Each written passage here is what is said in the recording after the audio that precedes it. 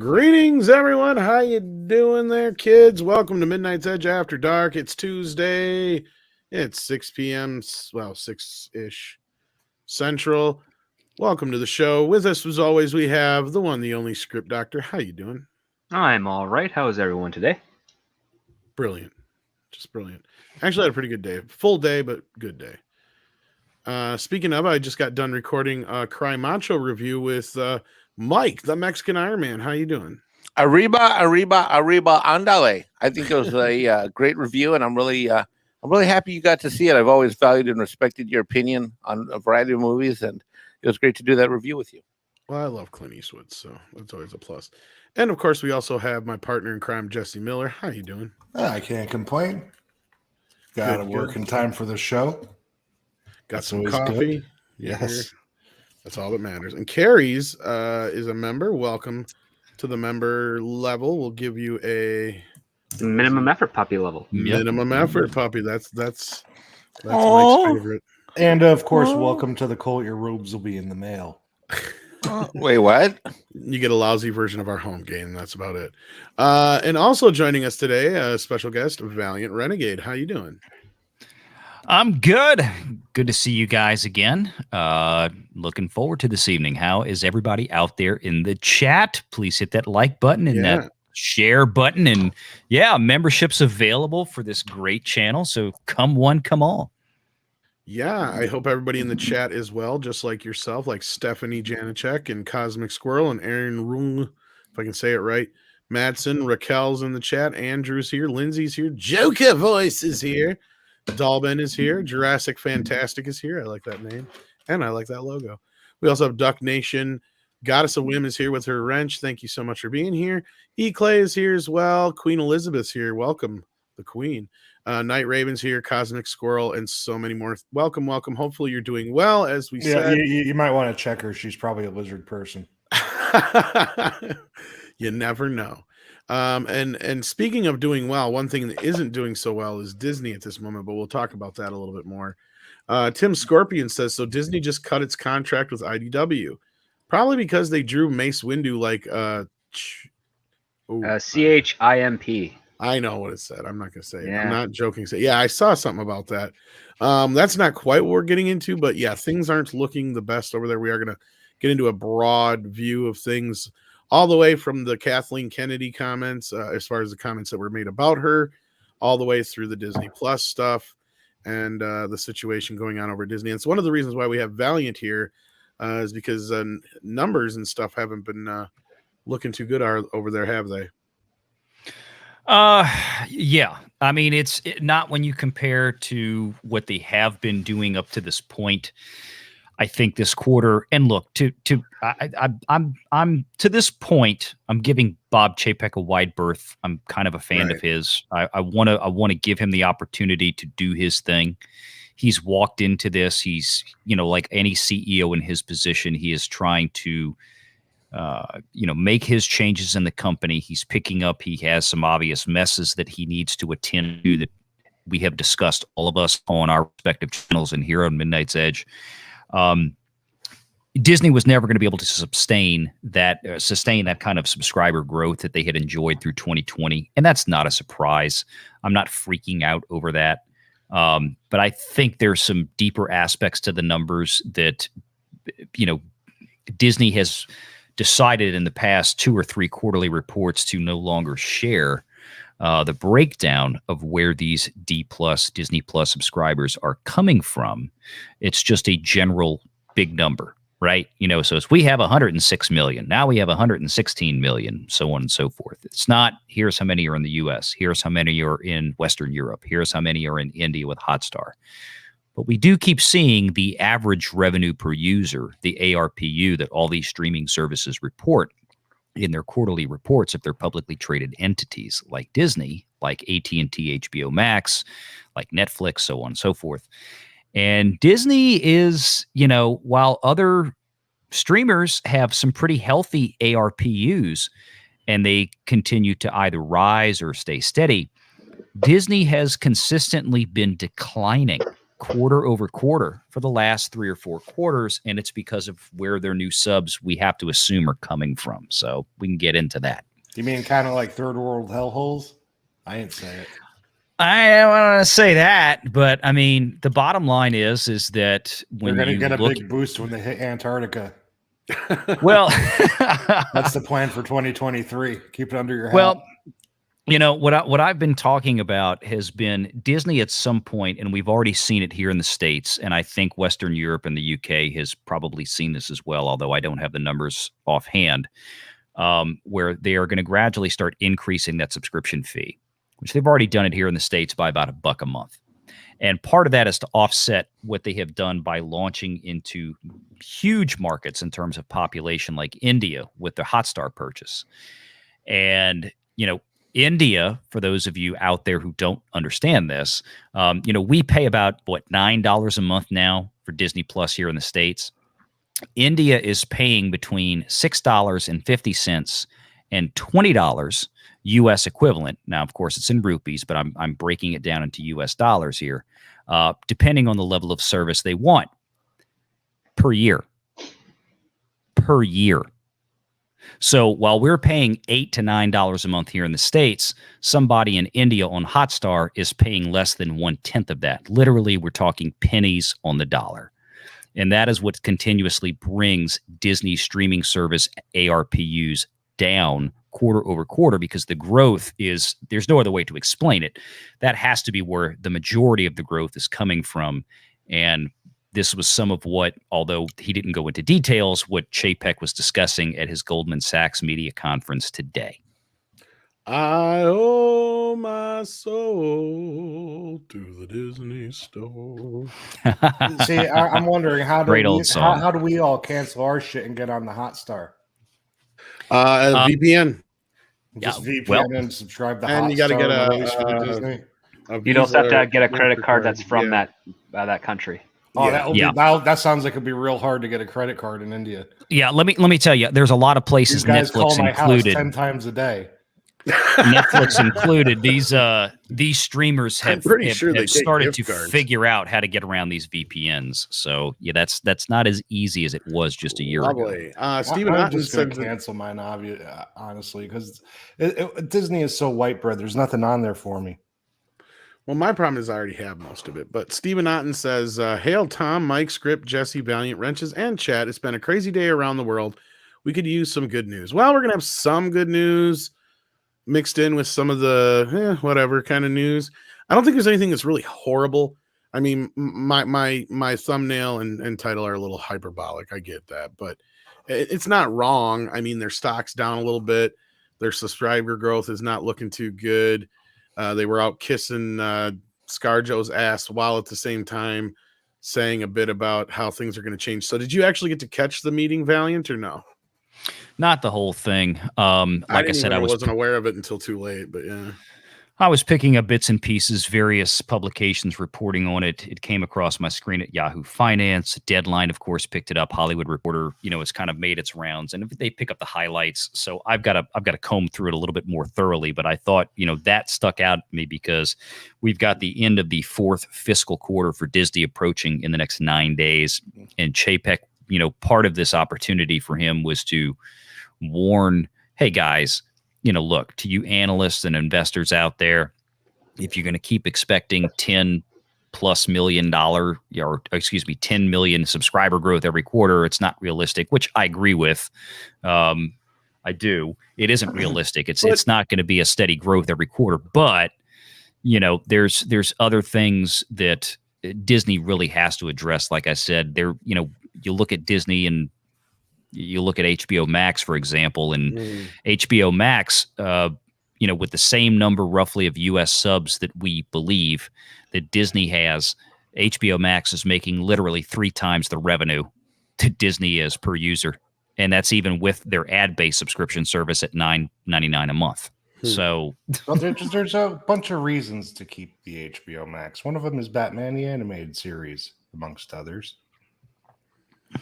I mean, but then when I go over to the Disney Plus, I just exit out of it right away because I'm just like, look at all this crap. Then I go away. But that's why they keep relying on Hulu and ESPN Plus. I wish you didn't make me look valiant, because today the stock went up $1 to 181, and then it dropped $10 to 171. Like, Yeah, well, Orange that's an went down. interesting afternoon. But I thought that Shang-Chi was a triumphant It's historical triumphant event. as hell, obviously. It's going to lose them money. It's about as triumphant as Hitler walking through the Arc de Triomphe. There's people who believe it's going to make money. I still am not so sure about that. Deranged Lunatic sends us a pooper sticker, though. I am sure of that. Thank you so much for that. Appreciate it. I went to see a Clint Eastwood movie, and it was in one theater in my Cineplex, and Shang-Chi was still on 3 screens. And just for the hell of it, I should take in pictures. In fact, maybe I will want to go to the movies tomorrow, but because I'm going again to see something else. But there wasn't anybody in 2 of the 3 theaters. I mean, nobody. There was like 3 people. And the one that was starting, the one that was ending had like 4 or 5. The one that was supposedly filling up, that was starting after the other one had just started, was empty. I mean, I don't know. Donnie loves Disney Plus and Peacock equally, Paramount Plus and Netflix and Tubi.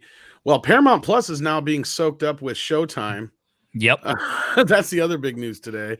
And Peacock, I will tell you this, they're a little engine that could, but their fucking interface is worse than HBO Max's. I tried it the other day on the Xbox, and I was just ugh. No, you gotta do it on the Honestly, I PC. haven't even bothered to look at Peacock. And Or not the only Smart that, they TV. don't have. And I'm kind of pissed because they got Halloween coming up on the 15th, and it's like they don't have hardly anything for decent picture and sound on there yet either. They don't have 4K. I don't even think they run 5.1 yet. So I'm curious if they're going to have it upgraded by then. HBO Max finally has the version that I have on Xbox upgraded to where I can get 4K for my movies. Now I got to watch Cry Macho in 4K. I was pleased. So yeah. Other than that, yeah. So their subscriber growth is down. The stock is down. And not only that, we got some other news like a Boba Fett special that is supposed to drop on this Disney Plus Day thing. Is it a Christmas special? No, I don't think Because so. that might have made money. See, yeah, that would make sense though. That would kind of be funny if that was the case. Because he has like only a couple of lines, Wow. so he doesn't have to talk much. All I know is that that and Shang-Chi is heading, of course, to Disney Plus on the same day as this big whole Disney Plus Day announcement. And here is the lineup of content outside of Shang-Chi and the Legend of the Ten Rings. So why would you waste your money in the theater to see it now? Well, and to be clear, and let's make one important stipulation. You know, this news obviously had not broken when I did my first video that came out today, this morning, Right. when I shot it yesterday, about when Shang-Chi's release date on Disney Plus, excuse me, was going to happen. Now, we knew Black Widow was coming out October 6th for free. So if you paid $30 for Black Widow, haha, joke's on you, because it's now going to be free in 2 weeks. Shang-Chi, there's no mention in this article, to my knowledge, when I glanced through it. This is not Premier Access. They did not state, I don't believe, that it's Premier Access. It sounds like it's dropping on the regular Disney Plus part. Yes. They Yes. just So need more people to talk about it. that is a huge, huge factor to consider here, because this was what, when I got my ass trolled off for my video where I said, look, Shang-Chi, this is a fail for Marvel Studios at the box office. And I laid out the data points and the financial points why, and I've stuck by that, and I'm still sticking by it. The caveat was, what happens when it goes to Disney Plus?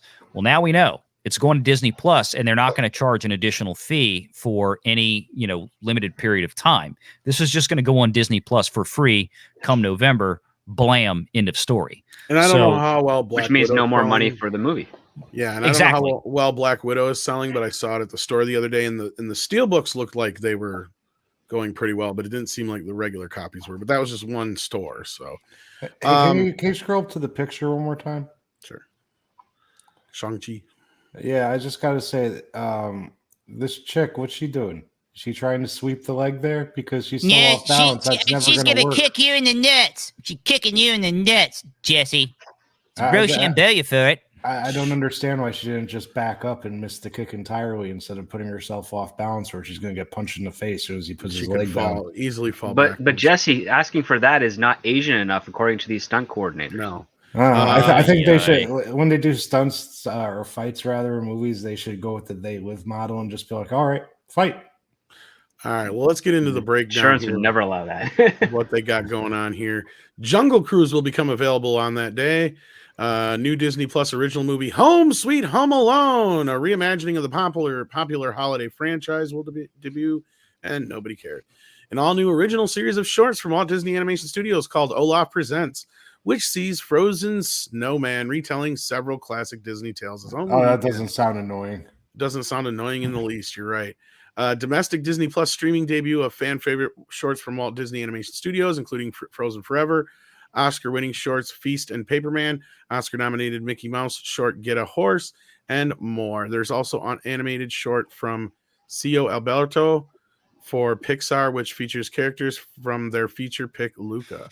New short from The Simpsons that pays tribute to Disney Plus marquee brands. Of course, they're just used as fucking advertisements now. Do you notice that? Do you remember the original Simpsons advertisement when he was like, I embrace our new corporate overlords? Yeah, right. Put on the hat. Yeah, that's what I mean. They've been nothing but an advertising tool now for Disney. First 5 episodes of season 2 of The World According to Jeff Goldblum will be dropping. A special celebrating the origins, legacy of Star Wars legendary bounty hunter Boba Fett. So I don't know if that's actually going to be like a documentary. I was just going to say that now reading this, it sounds more like a documentary than it does. They're going to have a documentary on a guy who had 5 lines in the movie. Yep. He had a really cool outfit, Jesse. You got a super cool outfit. he fell into a stationary sandworm. They'll probably it was a pet originally, and then it became a worm. But yeah. Jesse, I don't appreciate the fact that you realize that this character is stunning and brave, and there's going to be opportunities for the worm to have a starring role, and that supports diversity and inclusion, Jesse. It does, but and inclusive diversity. He found Han Solo, so the Empire could capture him. Everybody loves Boba Fett so much. You know, my clan tag in the video games is still Fett. It is, but I must bring up that Han Solo killed him while blind. I know. I've said that a million times. I don't have a Boba fetish. I don't understand why everybody thinks he's so great. He's not. He got killed by a blind guy. Well, I think they're going to wind up using that as an opportunity to shoot the promo trailer out for the show. That's all that really is. It's just to give you a teaser, 20, 25 minutes, and the last 2 minutes will be, and here's the Boba Fett trailer for the show. So anybody who thought that was going to be like an actual show or I was waiting for it. Yeah, that sounds more like a documentary to me. Star Freakist. Yeah, I was waiting for actually not true. He's still alive. Yeah, I know. He climbed out of the butthole. I go with Robot Chicken's version. And then he got ate again. Special celebrating the Marvel Cinematic Universe on Disney Plus with an exciting look towards the future. Oh, goody. That means that we're going to get another trailer for the Eternals, probably. Dope Sick, an original series starring Michael Keaton, which will be released on international markets as part of the Star General Entertainment content offering. I was going to say, by that title alone, it doesn't sound like something they'd have. They just mentioned Home Alone, and they didn't cast Macaulay Culkin in Dope Sick. Oh, Lord. So, yeah, they're claiming it's going to be a big deal. This didn't really help bolster their stocks any. And a long while they were kissing ass of talent, they also pointed out some other things. And this is the one I really, really, really wanted to get into. When that poor girl puts her leg down, she's going to get punched in the face. Disney CEO talent deals undergoing reset after Scarlett Johansson lawsuit. There's a bit of a reset. That's what's going on right now. And ultimately, we'll think about that as we do our future talent deals. Now, this is something that I think we all kind of figured was going to happen. The main beef of it here is we've got a deal that's conceived under a certain set of conditions that actually results in a movie that's being released in a completely different set. So there's a bit of a reset. That's what's going on right now. And ultimately, we'll think about that as we do our future talent deals and plan for that end, make sure that that's incorporated, Chapek said. But right now we've got sort of this middle position where we're trying to do right by the talent I think the talent's trying to do right by us, and we're just sort of figuring out our way to bridge the gap. That's clever wording. So yeah. As in, the creatives hate my guts right now, and I can't stand their shenanigans. But we'll figure this out. And here's the most important asset line right here. So yeah, which it's not true. Fucking all these actors are replaceable, and Bob knows it. Yep. Well, I mean, actors are finite, and even when, especially in this current age, where they are not as much of a box office draw as they were 25 years ago. See, yeah, and here's the thing: is this is where we start talking about Bob a little bit. And it was just not even 2 weeks ago I come across another article, although it was an opinion piece, but it's exactly what like Cameron and Script and a few of the other guys were talking about it. And then the headline was, "Is Bob Chapek ruining Disney already?" So yeah, they're trying. But what's your guys' reaction to this? I mean, we kind of saw this coming. Let's start with you at the bottom, Mike. Well, this is when I look at things, I try to piece things together. I see 3 things happening on the same day. Well, actually, I see 4 things happening. So let's start with what's coming up. We're about to end the quarter, and so that's an important thing. This is not only we're ending the quarter, but we're ending the fiscal year for Disney. So that's one thing. Now let's take a look at the next 3 things. 1, they announced that there's going to be a special Disney Plus streaming day on November 12th. That was another article that came out this today. That they're going to have a special streaming day. Hello, everybody. Guess what? If you didn't know we had Disney Plus, we're going to have a Disney Plus streaming day. Number 2, this article talks about how we're gonna bridge the divide between corporate needs for profit and talent. And number 3, you have him on this investor call mitigating, basically saying, hey, look, a quarterly report's coming soon, and it's going to say that our subscriber numbers are down. But don't worry, I've got a plan. I've got more content coming. Blah, blah, blah, blah, blah, blah. When no one is really realizing that the reason Disney Plus isn't doing well isn't not going to do well is because it sucks as a platform. In a variety of ways, it sucks. And we'll get into that aspect. But we have this guy here is basically, and we already have seen how he's trying to manipulate and manage the stock price. He suggests that the subscriber count is slow down. The market goes down. He assures people that there's going to be an opportunity through future productions for there to be more value in that. And if that doesn't tell you what I've said many times on the show, and Valiant has done it even better on his channel and on his videos, is that the value Disney has sold a story that its future is based upon the streaming service, and that's a problem. And let me tell you why it's a problem. And this is a Bob Iger thing. And so anybody who's like a big Bob Iger CEO fan is a moron. And here's why this is a moronic thing to do in business. The reason this was dumb is because you say the future of the company and the value of the company is hinged on this thing. Well, if that thing doesn't go well, then you got to go fall back on some other stuff. So Chapek here has walked into a situation where he's got to make this thing work.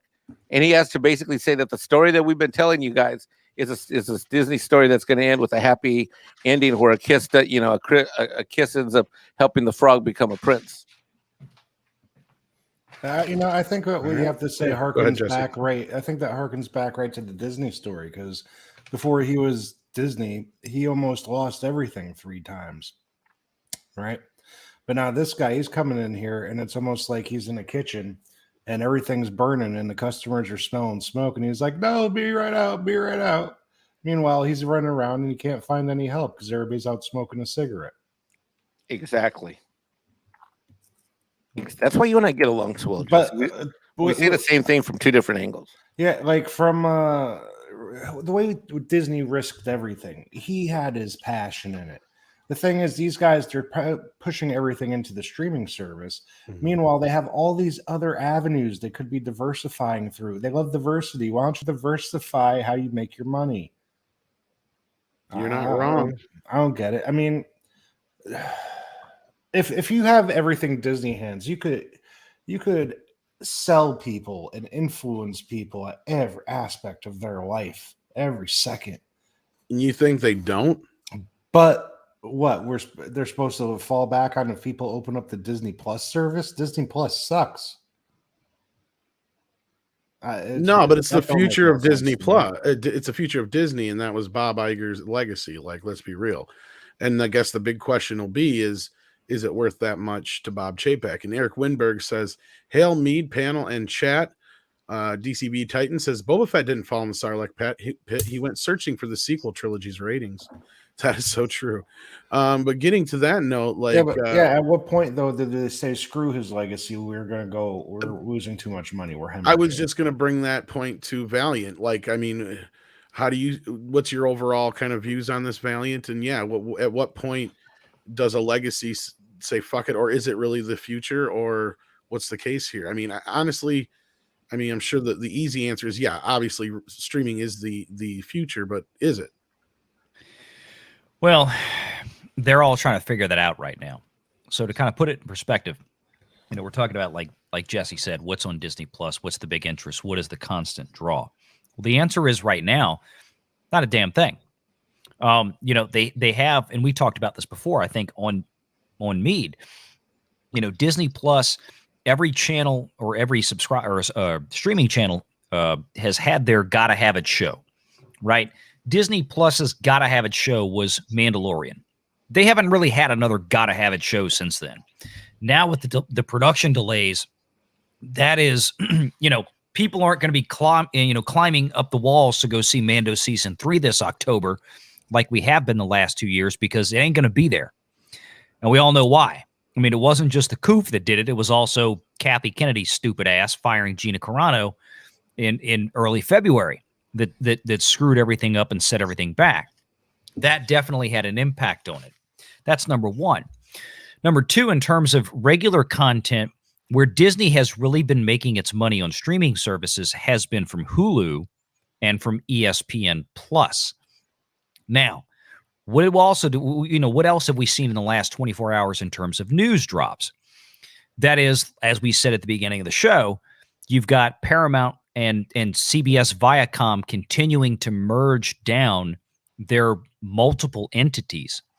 So, now we're going to have, first we had CBS All Access. Well, now that's going to become Paramount Plus. Well, now we're going to bring Showtime into that, and we're going to have a unified streaming service with that. So we don't have $10 for Paramount Plus, $10 for Showtime. They're doing a deal right now, $10 for everything. Bottom line is, I see Disney progressing in that direction as well, to where I don't think long-term it makes sense for Disney to retain Disney Plus, Hulu, ESPN you could leave separate, because I think that's another conversation. I think we've had that before, how ESPN works, because Disney basically owns every broadcast of every major sporting event almost in the entire U.S. ESPN owns 30 different bowl games for college football, for God's sake. And that's not to mention all their other contracts for other sports. But I could see Disney Plus and Hulu being merged into a singular Disney thing. Like right now, you can do a package of Hulu and Disney, but they're still two separate services. I think if Disney can continue to increase their ownership of Hulu, I think you're going to see that come down into a singular service at some point, because that's what they need to do. Yeah, but Disney being so cookie cutter, will they accept all the material? Like South Park. South Park. Well, but okay, here's the thing. South Park right now, that's going to end up going to Paramount anyway, but still. Exactly. Yeah.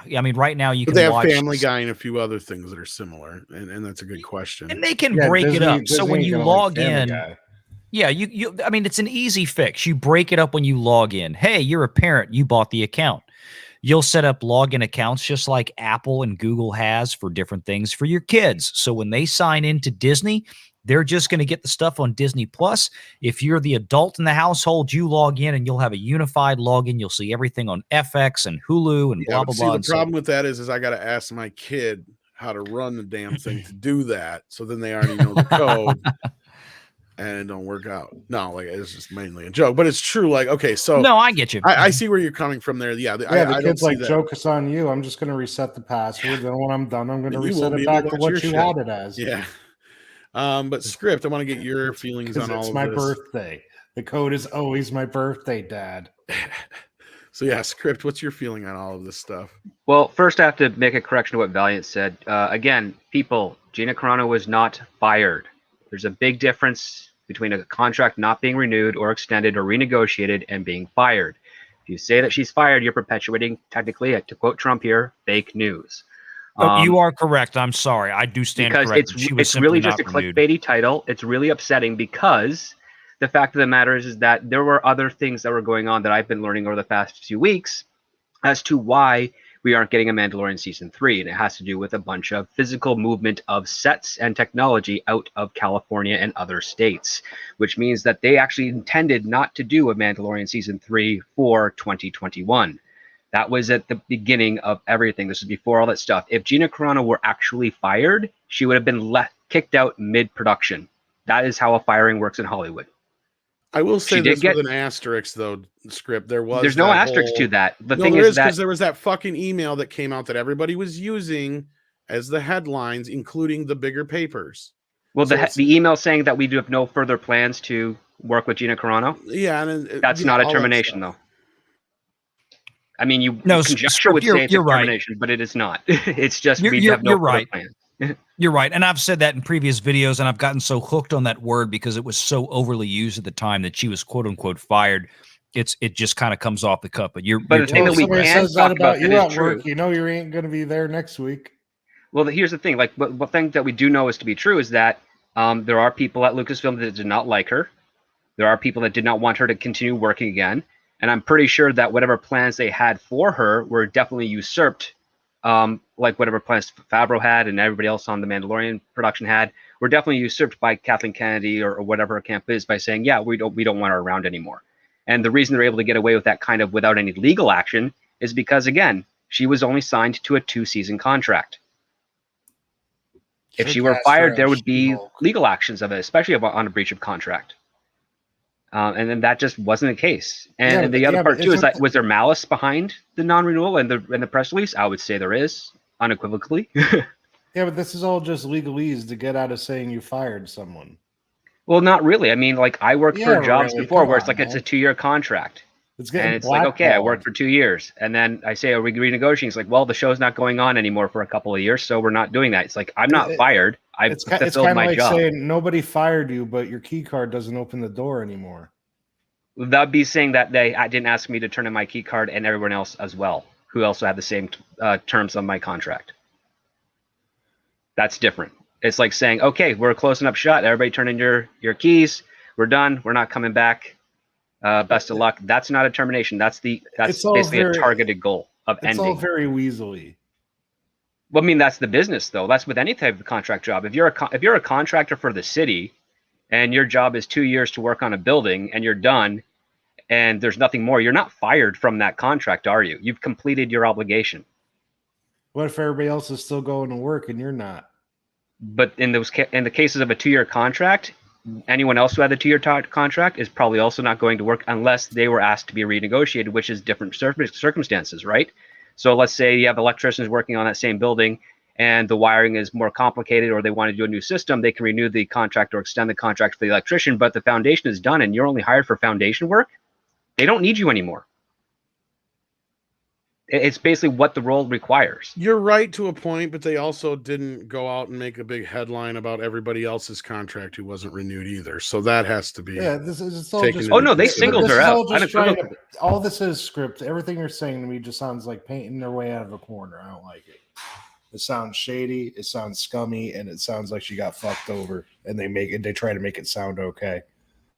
Well, again, this wasn't officially released by Lucasfilm, but at the same time, they definitely framed this as a form of an attack or an insult to her, a slight in order to try and damage her career. But there's a big difference between an actual termination of contract and basically saying we're done with you. Anti-Semite. You know what I'm saying? Yeah, it's all very above board. Sorry, you're fading out on my end there. Hold on a sec. I didn't get the last part. Sorry, I said along with insinuating that she's an anti-Semite. This is all very above board, and it sounds very shady to me. Well, I mean, again, that's not an official from Lucasfilm. That's some sort of nameless spokesperson through back channels saying that type of stuff. Remember, again, there's nothing. Why? Because they're all fucking shady and scummy, and they're a bunch and of cowardly. Absolutely, and cowardly as well. Yeah. They would never want to support any type of transparency when it comes to certain social political perspectives. But outside of, because once again, Disney is nothing but a propaganda arm of the Communist Party. We all know this. ironic though, because Walt Disney himself was very much against that type of stuff. Yeah, exactly. Arsenov sends in an Australian $5 and says, "Damn, Melbourne, Australia just had an earthquake. Wow. I hope people are okay there. Yeah, hopefully people are okay. I don't know how bad it was, but damn, that's crazy. Hopefully everybody's okay. Canada just had one not too long ago too, didn't That's they? when you hope get under. We the get table, really it's mild real. ones up here. Yeah, we're not near any big fault lines as far as I know offhand. But yeah, No, but it was just that, like, yeah, I heard that there was one. But no, so like the main point though here is I think as far as getting to the actor side of things though, with the whole Scarlett Johansson thing, which is kind of where this initially kind of started, I'm not surprised. I mean, Bob is saying a lot of the things that we've been saying here. Things are going to change. I guarantee you that a lot of the actors are not going to get the big paydays they used to get. They're not going to get the extended contracts they used to get. It's going to be a lot of play by ear, and they're going to be more at the mercy of the studios, I think. And I don't know how well that's going to roll with them, but yeah, I kind of, that's what I figure is going to happen here. Yeah, so. after a while in Hollywood, it seems like the actors are really at first to get these big paychecks, and then it's like, please, sir, could I have some more? And they're like, sure, if you read the script. Well, it's not all of them. It's just a certain. That's the thing is, we have this, and this is where Paulie gets upset, and he is right to a point. Like we have this vision of, oh, I'm an actor in Hollywood, just because I've been in a movie or two, I must be a millionaire. That's not really the case. They're like, it No. might be one day if you keep acting and go use your name to say this on Twitter. There's statistically literally no, because most actors spend more than they make. So no, right. Oh God, yes. It's a lot like the music industry in that respect. Exactly. And that's what I'm saying is until you get to that point where you're like that top, like 5 or 10 actors in Hollywood. Yeah, how you like living in the studio's house? You're only getting, basically scale or scale and a half or double scale at most in most cases, unless you are a Scarlett Johansson or a Will Smith or a Tom Cruise or, like I said, that select few that actually get the big paychecks. Otherwise, you ain't seeing dick. As we learned, Henry Cavill and a lot of those guys who started in Marvel, they were getting fucking scale and shit basically to start with.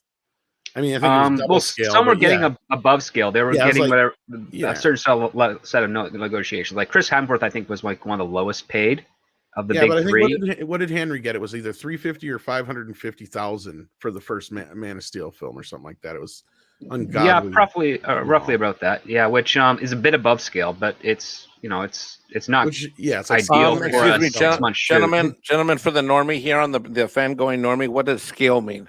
Scale is your bare minimum of a bare minimum pay for actors. Yeah. It's the last I had to deal with a scale contract for talent. It was around $400 a day. Have you ever heard of a rate job? Mike, if you know the NFL, think of like NFL league minimum. That's kind of It's kind of the same thing. Yeah, like if you do this job because of the guilds, you have to pay X amount no matter what. Yeah, it's like industry minimum wage. Yes, pretty much, more or less. There we go. And something on this whole thing, we don't know what the details are going to be, but there was another article that came out concurrently with this one, or very shortly after. Another gentleman who spoke at this conference, Ari Emanuel from Endeavor, which is a talent agency I'm sure Script is familiar with. Oh yeah, So Ari Emanuel spoke shortly after Chapek did at this Goldman Sachs conference today. And he basically went up there and agreed with what Chapek was saying on this subject, saying that, we need a reset. This is a good thing. He talked about the fact that, look, this needs to happen because, of course, this year, talking about streaming services, you had Warner Media, AT&T, HBO Max, yada, yada, yada. They did, everything was going to go day and date on HBO Max. They stroked checks for about $200 million to the talent to go ahead and basically buy their contracts out, after they made that decision. that was in addition to probably what they wrote that $225 million check or so to Legendary just to straight buy them out of a movie, Godzilla versus Kong. So they spent a lot of money doing that. And I think what Chapek is talking about and what Ari Emanuel was concurring with was that, the contracts going forward needs to be restructured to reflect these types of changes so that, and this was the whole ScarJo lawsuit aspect to where, okay, this was supposed to be theatrical only. Well, Disney's claiming that, well, we never really stipulated that in the contract. It doesn't really say that it had to be. Of course, we can make assumptions of what the legal arguments are. Well, actually, not to correct you, but they did say, it was theatrically, and it was even in more theaters than they said it would be. And before it dropped on Disney Plus too by a couple of days. Yeah, and then what wasn't in there was the whole streaming aspect, though, I think is more right, and that's my point, is the vagaries of it and the idea behind what Chapek is saying today and what Ari Emanuel was applauding Chapek saying was that, yes, all of these contingencies need to be addressed in black and white legal language in every contract going forward so that we don't have this kind of stuff anymore. We don't have these discrepancies or disagreements to where it's like, going in, this is going to be theater only. How long is the theatrical exclusive going to be? If it's going to go to streaming and we're going to charge a fee, are we not going to charge a fee? And all these contracts can reflect all of these different contingencies. And this is also one of the reasons in the last 2 days or so that Chapek came out and also said that, hey, we are committing to 45-day theatrical exclusive windows for all of our remaining 2021 slate between now and the end of the year. So that's the Eternals, and whatever else they have coming out after that. I think they have 2 or 3 other films at least between now and the end of the year. So we're going to go 45-day theatrically exclusive there. So they're trying to line this up now, I think, to get around this. And I think part of this discussion at the Goldman Sachs conference today, part of what Ari Emanuel was again applauding, all had to do with this. Mm-hmm.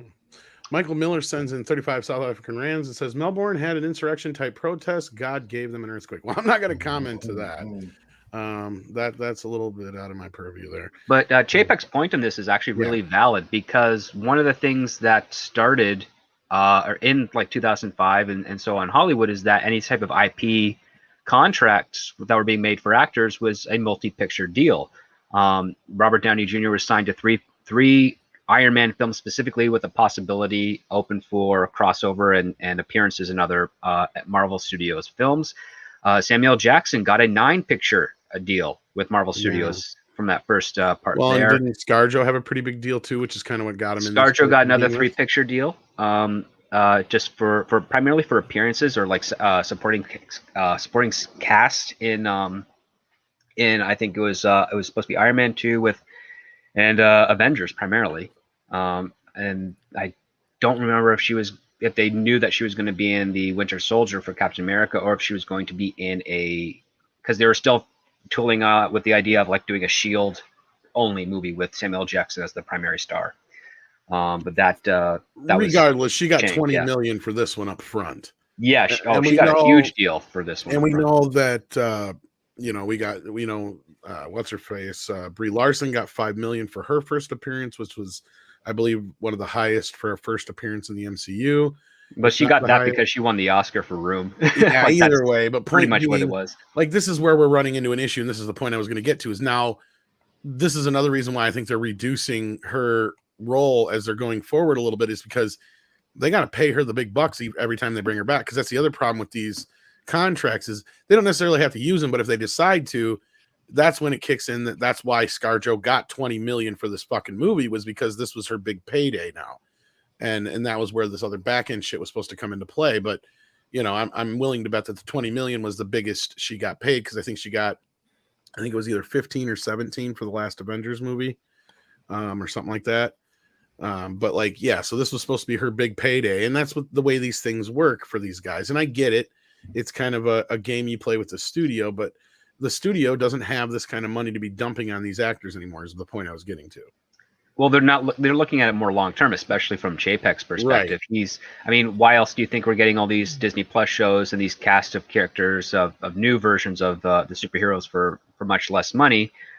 It's just because, again, they have to start small, like they did initially with the start of the MCU. They weren't giving, tens of millions of dollars to Chris Evans, Chris Hemsworth, or Robert Downey Jr. at that point. They were still making like, I think Robert Downey Jr. got like $1.5 million and some points on the back end. Chris Evans got just under $1 million. Chris Hemsworth was literally like the only thing people saw him in prior was the first 5 minutes of Star Trek 09 before Thor. Like he was really, really unknown at the time.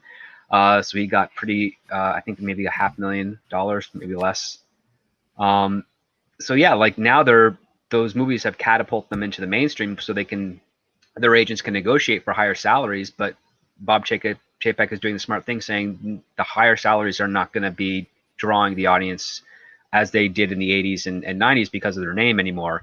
It's now the brand, and because of that, we do not have to negotiate to have $20 to $50 million payouts for these actors that are A-list for only maybe 8 to 10 years.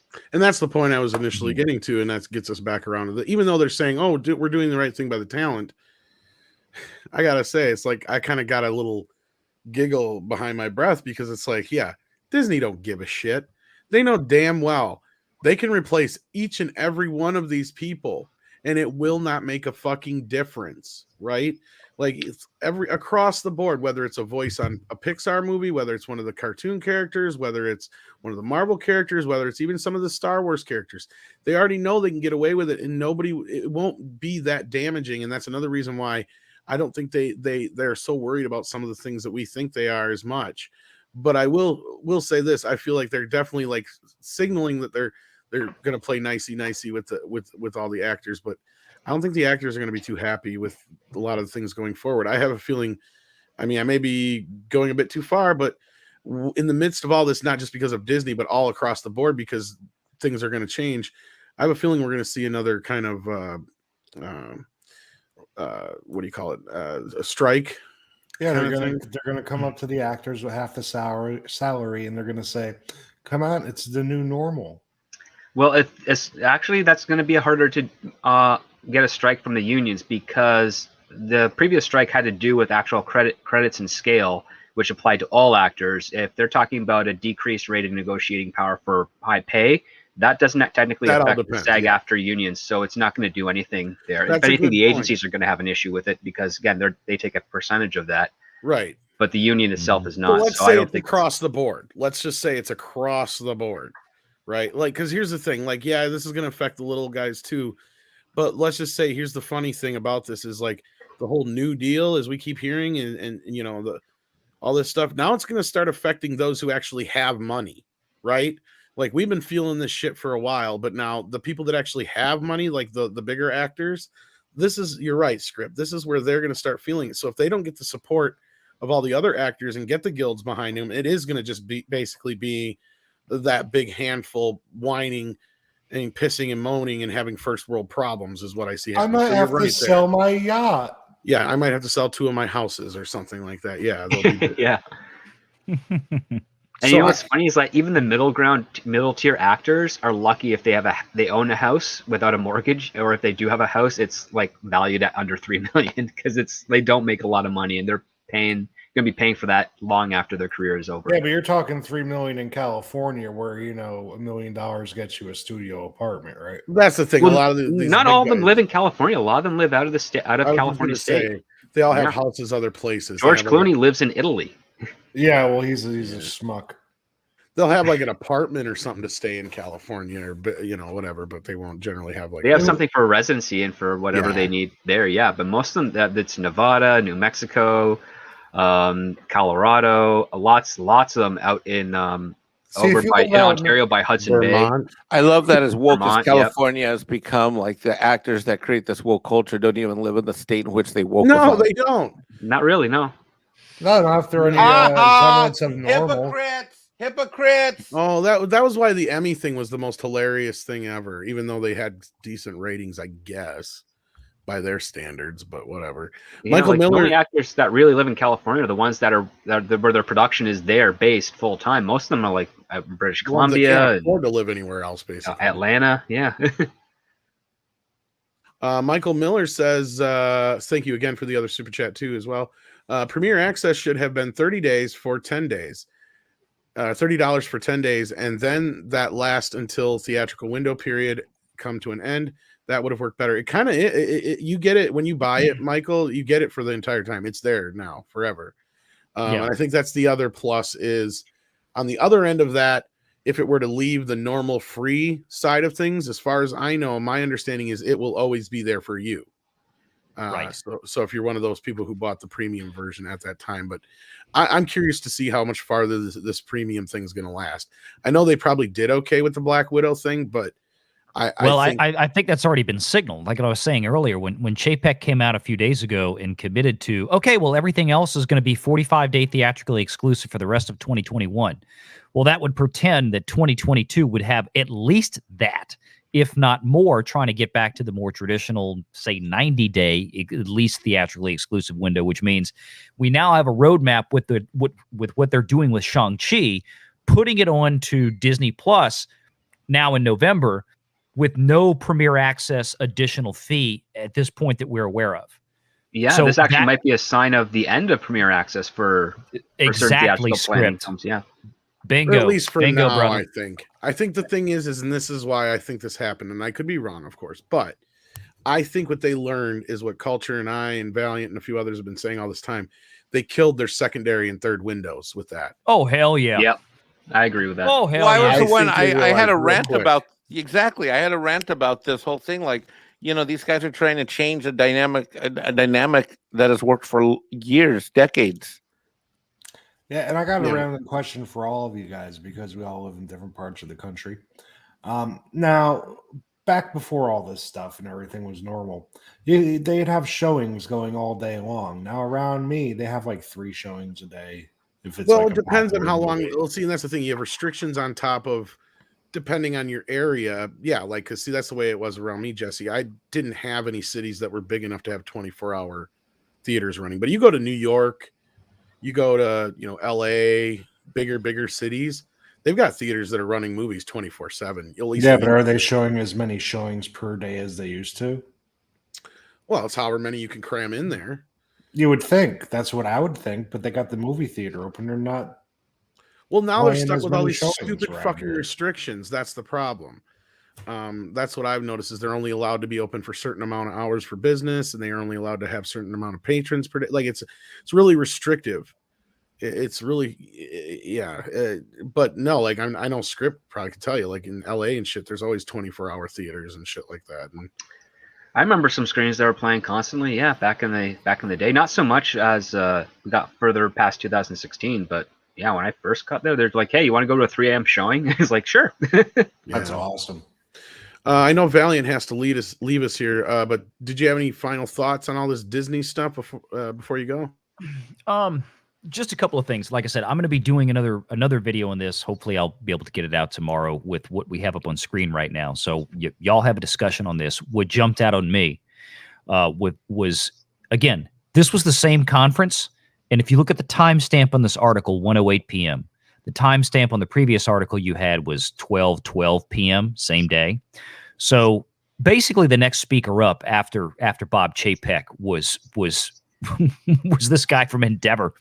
So there was, my opinion, there was probably some coordination there, which was a good thing for Disney. And I think part of this is Chapek kind of fighting back on some of the BS he's been taking recently from some folks on the old school Hollywood club that probably don't like him.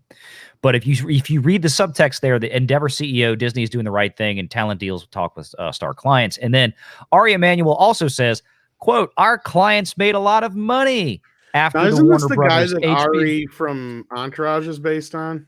Not really, no. Not really? But Okay. Yeah. I mean, so there's a lot of that kinda Aries in tells the you right entertainment I know industry there for was some like reason. one of them. I keep forgetting which one it was. I just love the fake smile everyone. Sorry, always I didn't mean has, to the interrupt your promotional point there. material. No. I was just closing out with this, and y'all can discuss it. I'm going to be listening in the car. I got to go pick up Renegade Jr., and if I get back and y'all are still going, I'll pop back in. But the thing is here is that you get Chapek walks up on stage and says, "Hey, look, we're going to be restructuring these contracts just like he was talking about earlier this year. All these studio executives at Disney, the Feiges, the Kennedys, all these higher level executive brass, we're not doing these big, giant, freaking multi-year contracts anymore. We're going to par this down. We're going to get to a more reasonable, flexible, lean position for Disney so that if something doesn't work out, we're not stuck with it for years and years on end. And then he goes on stage and he basically says the same thing about contracts with top-tier talent, actors, directors, so on.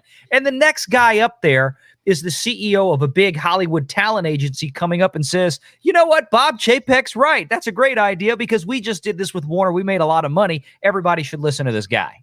And that's Not only exactly that, he's getting out ahead on the side of Disney, basically saying like, oh, Endeavor supports us. William Morris Endeavor supports us. So we'll give them more favorable deals than all the other agencies. Thank you. I was just getting to that Absolutely. point. I was going to say what this is, and I wish Cameron was here right now because he'd get. I fucking knew it right now because here you go. Here's exactly what this is. This is what he was predicting. You have All right. another. Take care, guys. Yeah, take care, Valiant. Take You care. have another big talent agency coming out in defense of Disney right after the whole situation with Carrie Fisher's ex. What's his name? Oh, Brian Lord. Well, WME is Brian actually Lord. currently #1 in Hollywood, and CAA is, I think, #2 right now under UTA, and then UTA is under them. But yeah, like William Morris Endeavor is kind of like the top dog at the moment. So here you go. You have exactly what Cameron predicted was going to happen. Now you've got somebody out speaking on behalf of Bob Chapek. He's a talent agency, and like Script just said and Valiant were pointing out, going forward, I guarantee you these guys are going to get more sweetheart deals with Disney, and we're going to start seeing the downfall of Lord here soon, and he may get ousted throughout this whole thing, and that'll be exactly what you guys predicted. Oh, yeah, And they one were of the first things in that we- line to kiss the ass. They What- probably had what- a deal before they left the room. That's what I was right about to go into, Jesse, because these conferences, when we would go and attend as auditors of record and whatnot, when you go to these conferences, this is the place where they can meet and talk without having to worry about all the corporate boardroom disclosures and all that stuff. You know, they can have a drink at the bar, they meet in someone's suite, they're able. This is where business Some really happens. cocaine and strippers later. No, not so much these at this level, Jesse. That's more for the sales and marketing guys when they go down their random trips. But at these high level executive ones, this is where the real business is done at the ultimate high level, where the finance guys are interacting with the corporate guys. And despite what happens in Hollywood, where they go to secret islands, when the accountants and the CFOs and the CEOs get together, they don't do this kind of shenanigans. That's reserved for like Hollywood studios and those kinds of Hollywood, weirdos. What happens here is this is where the business of the business gets done. And fortunately, they can control for them. Fortunately, they're able to, number one, control the message that gets out through press releases and what they say on these stages, which are covered by certain media of the press that are allowed in. And number two is that they're not subject to all kinds of disclosures and like you can't have a board meeting and talk about some of the things that these guys talk about with their financiers because it becomes a disclosure item, and it's not necessarily the case at a show at a conference like this, virtual or in person, by the way. But Exactly. So yeah, I have a feeling that what you guys had said, Script, is kind of coming in. Well, yeah, this is Yeah. this is like a war between the studios and currently right now CAA, Brian Lord specifically, and that's kind of interesting because a lot of people in the industry, whether they're writers, directors, or actors, would tell you that yeah, agents have their use, but they're also kind of useless too because they don't often as work for you as you want. I'm trying to remember. Robert Meyer Burnett actually has some stories about being represented as a director that I think are quite fun. I've had to, I fired my agent and manager before the whole WGA stuff just because I found they were not working for me in my best interest, and some of them wanted to try to get positions where I'd be working for them, and that's not the relationship of the agency and client. The client is the boss. The agent is the agent. Script had to go in there and tell them, look, pimps up, hose down. In some degree, and I've actually been rather successful right now in between representation at the moment. So I don't know if I'm going to stick like that, but if I do find the right manager or agent that is in simpatico with my goals, then yeah, that will be the change. But for the time being, it's like I'm freelance right now and things are pretty good and my taxes are a lot lower. So there you go. So the next bit of business, I'm sure we're all aware of Marcia Lucas's statements about Kathleen Kennedy. Oh yeah, Tommy, you and I were, I think, the first live stream that discussed. I believe so. So we're not going to get too in depth with the first part of it, but what I do want to kind of focus in on is some of the other stuff that she said, and not only that, some of the other stuff that was said in this book now. First and foremost was Marcia's when she talked about the prequel. So now, before anybody gets triggered, we're going to talk a little bit about the bad stuff in the prequels, okay? So what Marcia had to say about the prequels was George is in his heart and soul a good guy and talented filmmaker. I wish he would have kept directing other kinds of movies, but when I went to see episode 1, I had a friend who worked at ILM who took me as a guest to a preview. I remember going out to the parking lot, sitting in my car and crying. I cried because I didn't think it was very good, and I thought he had such a rich vein to mine, a rich palette to tell stories with. He had all those characters, and I thought it was weird that the story was about a little boy who looked like he was 6 years old, and later on he was supposed to get this. Oh, this is going the wrong way. Nobody ever told her it's the wrong way. But anyway, the princess looked like she was 20 years old. There were things I didn't like about the casting and things I didn't like about the story and things I didn't like. It was a lot of eye candy CG. Well, he still hit that shit. He's not wrong. Yeah, she's not wrong with any of this stuff. So, and again, I just, it was just, so she wasn't all like roses and kissing George's ass. And then there wasn't enough Star Wars shit in the first one until like the last.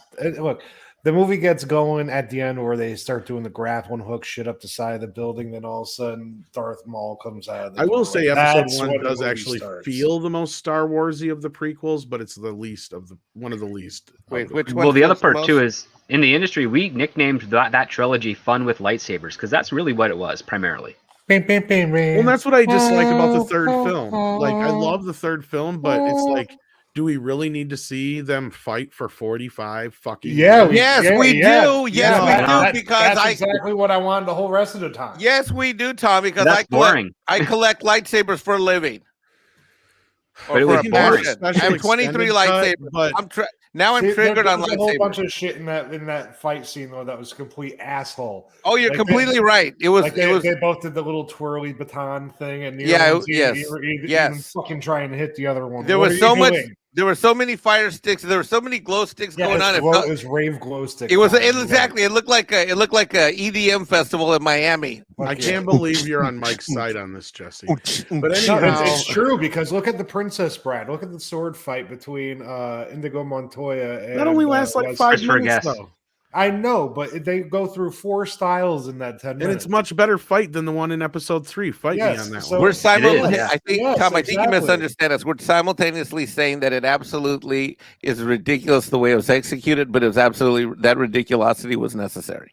I think they should have made Star Wars fighting more like the Princess Bride fighting, where you hire a guy and have him teach him actual sword fight techniques instead of having a sword master come in and say, "Hey, make Star Wars fighting." Well, here's the thing: they did hire one of the best fencers in the world, but he was instructed specifically to do one of those fanciest fights ever. Oh, I've seen him. Like, he was what? on MythBusters. He was on MythBusters. He used the sword to knock the bolts out of the air that they were firing at him. The guy's we already blew our load with episode 2 having 1,000 Jedis at once with lightsabers, and then the end fight with episode 1. So I was just hoping that the final fight would be much more concentrated and much more like the Return of the Jedi battle between Vader and Luke. Oh yeah, that was a great where one. It was more of a play of words and back and forth than it was a physical fight, because we already know you physically think it should have been more of the type of a sword fight where they're both just basically do 1-2 moves back up because they know No, not like that. But basically, you right now in Revenge of the Sith, and basically all the prequel trilogy Star Wars sword fights, they are visceral and superficial for just trying to defeat the enemy. Whereas even with the Empire Strikes Back duel between Vader and Luke, there's like teaching and antagonistic and revenge. Like there's all these other sub themes that are going on with that fight. And in Return of the Jedi, you have Luke struggle with the temptation of going to the dark side, which will impede his goal of trying to save his father from the Emperor. But when you go into the actual context of the fights for, say, episode 1 between Obi-Wan, Qui-Gon, and Darth Maul, it's nothing there. It's just a fight. There's nothing deeper beneath that. And with in Attack See, of the the Clones, only thing that fight war was is there nothing for deeper there either. was to give Obi-Wan some street cred. Okay, and you know what? Tonight I'm going to have pizza and I'm going to play with one of my lightsabers, and there's nothing more to it. No, but well, you that's can the play with other the thing that's lightsaber. That's great. better. That's the other thing that's great about the Empire fight, because Darth is fucking with him through the whole thing. Yeah, Darth could have kicked his ass in 2 seconds, but that's the whole point, is he's toying with him the whole fucking time because he knows who he is and he knows what he's going to reveal and he knows what his plan is. His plan isn't to defeat him so much as it is to turn him, right? He's just to too take over delicious. Wait till I say I'm your daddy. Well, it is. No, it's Vader really has what it 2 is. goals in that Empire scene. The primary goal that we think is he's going to capture Luke and present him to the Emperor. But his ulterior goal is, no, I'm going to basically turn Luke to my side so that when I bring him to the Emperor, the 2 of us are going to kill the Emperor. That was his goal. But we don't know that goal until the very end. And then Luke's goal in that thing is, I'm just going to get revenge on I'm going to avenge Obi-Wan by defeating Vader and ending this battle. And he repeats every mistake he made with Yoda in that fight. And that's why he loses. Yeah, and that's why I love Return of the Jedi's fight, because if you really pay attention to what's going on, there's more going on there that I think even Lucas realized when he was writing it. Because the fight could have ended right away if Vader hadn't got involved. He would have won. Because he would have won in twofold. Because first of all, Vader's goal, like script just said, was he wanted Luke to join him and turn against the Emperor. So then they could rule the universe together as father and son. And at that moment where he stops Luke from killing the Emperor, he's basically fighting for Luke's soul at that point, because even though he's antagonizing and fighting him, because all you had to do is kill the Emperor, then Vader's first goal is met, second goal is met as well, because he just turned to the dark side because he just killed the Emperor. Yes, exactly. And that's kind of what the coolest lesson that we learn about over the original trilogy is that if a Jedi kills or attacks in anger or whatnot, it leads to the dark path, and as opposed to knowledge and defense, which is basically about the debate, about the philosophy, about pulling someone out of darkness as opposed to falling into darkness yourself. And that's what makes the Jedi, which I still submit that Luke Skywalker tossing his lightsaber and saying, I'm not going to fight, you Emperor, I'm going to, not be your servant and stuff, I'm a Jedi like my father before me, is way more badass than anything we've ever seen Luke do before or since. And yeah, like, because that's conviction, that's bravery. He throws the lightsaber, and then like he's like, so be it, Jedi, and he starts zapping his ass, and that's where Vader's like, oh fuck, Well, You know what's Vader's way cooler than that? I'm already of the dark side. I've already fallen down that path. I can do this without sacrifice my son sacrificing his integrity as well. That's and where at the his same time, initial it plan redeems him. goes out the window then, because he's like, no longer is it going to be me changing my son, it's going to be my son redeeming me, even though I'm unredeemable. The last thing I can do is save my son's life, right? Like, that's kind of the last thing. Imagine if they were all just smart and did some tactical thinking and just thought, hey, there's already 2 of us, so let's just gas this guy in the elevator and throw him out the garbage, shoot into space. Now, we just spent more time talking about that last scene in Return of the Jedi than any of the stuff that's in Revenge of the Sith, because it's literally, if you're not with me, then you're against me. Obi-Wan, I still don't know why Padme died. And then that's the other bit, is that I think Lucas fucking, I think he kind of wimped out at the end. I think why did Padme die? I think she was supposed to die from getting choked to death, basically. Almost. He choked her for like a minute. She'd be fine.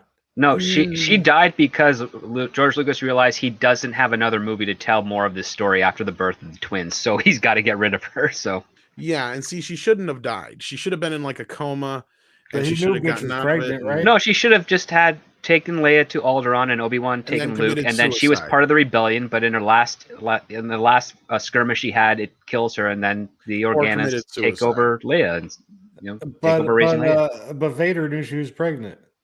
The died of a broken heart shit pissed me the fuck off. Well, that's the other part too. So Vader should never Anakin should never have known that Padme was pregnant. They should have been separated for a great deal of time. Yeah, because he doesn't even technically know about the children until by broken heart. Did she have a heart attack?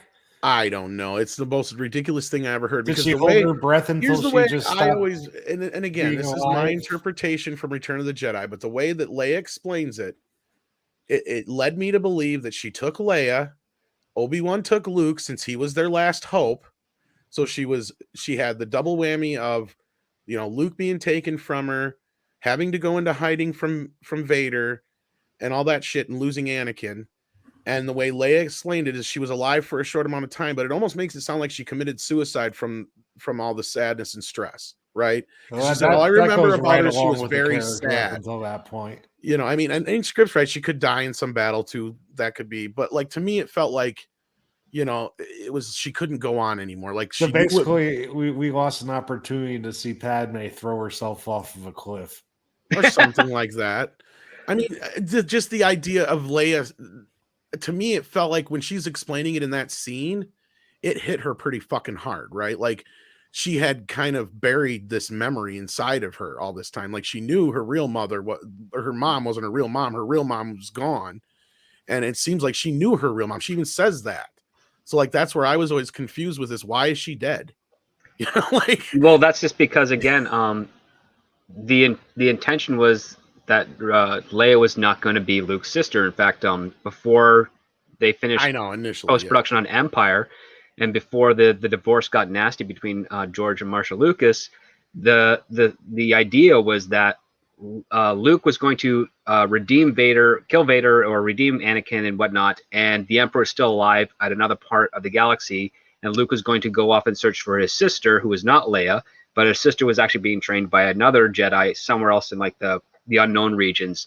And then the next trilogy or the next set of movies was going to be Luke and his sister, reuniting and combining their powers to defeat the Emperor and then obliterate the Empire. But because of such a messy divorce and all the responsibilities, and George Lucas having his first child, Tiger, I think is her name. He's like, I can't do this anymore, so I'm going to wrap up all the loose ends in Return of the Jedi, and that's why Return of the Jedi is kind of the sloppiest of those three. He named the kid Tiger? She's got a real name, but she goes by Tiger. Well, then there's the other thing is like, yeah, people say like, people can die from a broken heart. I get that, right? But here's my problem with that. Here's my problem with it, because it is true. Like, you'll have like an elderly couple, like one will pass away and then days later the other one will go to, like, that is a thing. I get it. But the problem you have here is she is alert enough to name the fucking children. Yeah. And she sits there and you gave your children names and they are born and you have children to live for. I can buy this idea that she tried for long enough with Leia till she was like 2-3 years old, and just the stress of what Vader had done. A blaster to her skull. Well, exactly. Whatever it was, poison herself. Yeah, she seems like the type that would just take poison and be all dramatic. Exactly. Or think of it this way. Think of it this way. Padme is on the run, and she knows that the Emperor and Vader might find her, and then by way find the children. So she has to end her life in that regard. Whatever it may be, again, there's 100 ways you can go with it. The point is I don't see why she had to die in that fashion. It was so that Vader could go no. Exactly. It was just so Lucas could tie up his bow, and he thought it was a nice, neat bow. And I'm not trying to dig on the prequels so much. I do enjoy what they are, but again, anyway. So moving on with this, she died. Let's move on. Goddess of Whim does point out here, do you remember your real mother, your real mother, Leia? Yes, just images. She died when I was very young. She was beautiful, but sad. And then the stupid excuse for that is that Leia supposedly remembers her right after she was born. I don't buy that. I'm sorry. I remember when the rumors were that Leia was the older sister. Yeah, it was the older sibling. That too, yeah. But they're clearly twins. And also, I remember how many people were shocked to learn that, number one, Leia was adopted, because nobody really understood that from watching the first two films, because it's not really conveyed. And then it's like, oh, so she's adopted, but she remembers her real mom. And then on top of that, it's like, oh, but now she's also Luke's sister. So did they think that Vader flew down and was banging the Queen of Alderaan? Hey, baby. That's another thing. Yeah, she's royalty, for fuck's sake. The king won't notice this. I use the Force. Crude mutant. I love that icon, the Michael Jackson. Are we still talking about how KK sucks, or where are we? Oh, we're getting there. God damn it! Thank you so much. Back to. I did not. I'm putting my producer. I'm taking off my contributor hat. Putting on my producer hat. I did not expect to talk this long. I'm even going to skip most of the rest of this. Kazajian, if I'm saying the name right, Kazajian.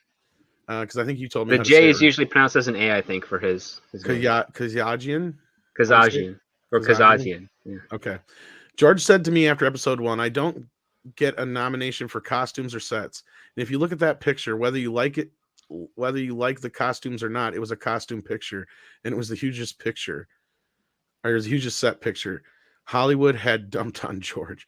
Well, I think part of the problem was George was thinking that he was more concentrated on that kind of a thing, maybe. It's like the CGI makes the clothes move. Well, Well, not only that, like Have you ever seen George this? left the Directors Guild, so when you do that, Hollywood pretty much says goodbye. yeah. And then there was the other bit, and this was from Kazajian himself, and this is what he said about The Force Awakens and Last Jedi.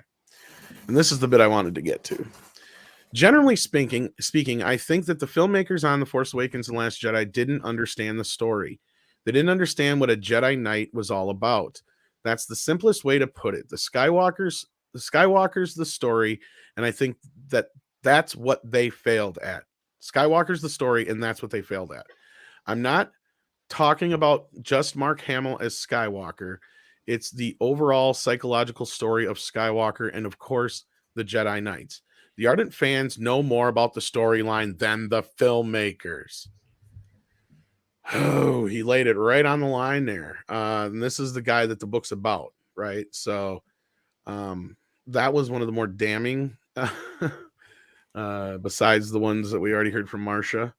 So yeah, again, more people speaking out. And isn't this what we need? Is more people from, with a little bit of sway and respected. It doesn't matter what the community. foundation is made out of on the skyscraper they got over everybody. If the foundation is built in the sand, it's going to crumble away. Pretty much. I mean, the other part too. I mean, yeah, he had some great influence in the industry, but the industry is also rather fickle. So a lot of people are just gonna be like, well, we're not going to listen to the quotes of a dead man. So, which is unfortunate because he's not wrong. The Undertaker said that his father told him, be careful the toes you step on the way up because they're attached to the asses you have to kiss on your way back down. The problem is that a lot of these people never had to come back down, so they keep stepping on more toes. And eventually, hey, nobody fucking likes you anymore. And they're not afraid to say it. Because it's a general consensus now. So yeah, I just hope that more people get the balls to start speaking out on this. I know the NDAs are going to start drying up here pretty soon. It'd be nice. Because that's the thing is, I get it. You sometimes live in a situation where people will accuse us of being in our own little, bubble or whatever you want to call it, echo chambers. But I mean, I try to talk to as many people as I can about this stuff when I get the chance. And I don't know any of my normie friends or family that are into the Star Wars movies anymore. Most of them haven't even caught up with most of them. They don't give a shit. And then the rest that have, they suck. They're like, Tommy, you're 40. Why are you watching Star Wars? Well, they're not. No, they're not surprised I'm asking about it. But yeah. And then Crude Mutant says Padme choked on sand. It gets everywhere. Yes. LOL. Halo. That's good. Lord. She did take quite a tumble out of that fucking air transport. Then she magically knew where the sword fight was. This is true. I always thought she was cute. Oh yeah, I'd bang the shit out of her, but I don't want to talk to her. But yeah, so that was kind of the other bits of that just kind of popped up from that book. I might get this book to read it.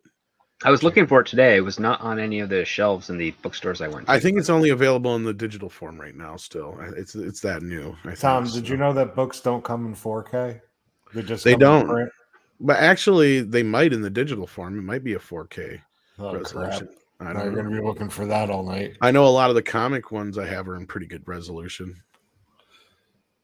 Hey, now speaking of these Star Wars movies and the prequels, I think that the prequels were only really popular because of Ewan McGregor. Now, I'd like to bring up what I didn't think of the other day.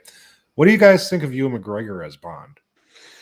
I think he's a little out of the age range now, because now he's almost the same. Isn't he the same age now almost as... He could be a Roger Moore.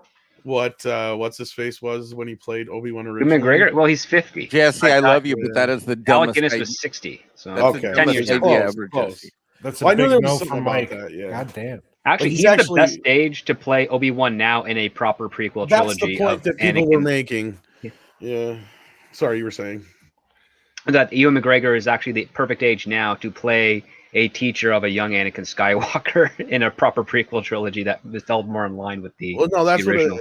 originally people were making the point that this new Obi-Wan series coming up, he is actually age appropriate now. Because he will, like you just said, he's 10 years younger than what Alec Guinness was, and this takes place roughly 10 years before Star Wars. Well, the implication was that Obi-Wan at the time of meeting Luke in the prequel, in the original trilogy, he was closer to 100 years of age as opposed to his actual age of 60. But that got retconned with the prequel trilogy because a lot of things got Lucas wanted a retconned. teenager Obi-Wan Kenobi. Yeah, well, that's because, and again, I can only hold Lucas accountable to a point, because he did say in his initial idea, you guys got to remember, and this is where people got to remember where I'm coming from when I pick on him a lot, is his initial idea for Star Wars is this was a movie for 10-year-old boys. It wasn't something made to be the thing that it became. Yeah, he doesn't overthink shit too much. No, You at should that No, have it's point- for the Flash Gordons of that time, right? Like the people that were fans of Flash Gordon. Those Yeah. were kids. Bought the Yeah. rocket ships and the little He sparky never- ray guns. And Never thought it was going to be this big thing. Never thought he was going to be making 6, 7, 8, 9, 10 of these movies. Never thought it was going to be. Well, a the huge ships franchise. looked cool. Mhm.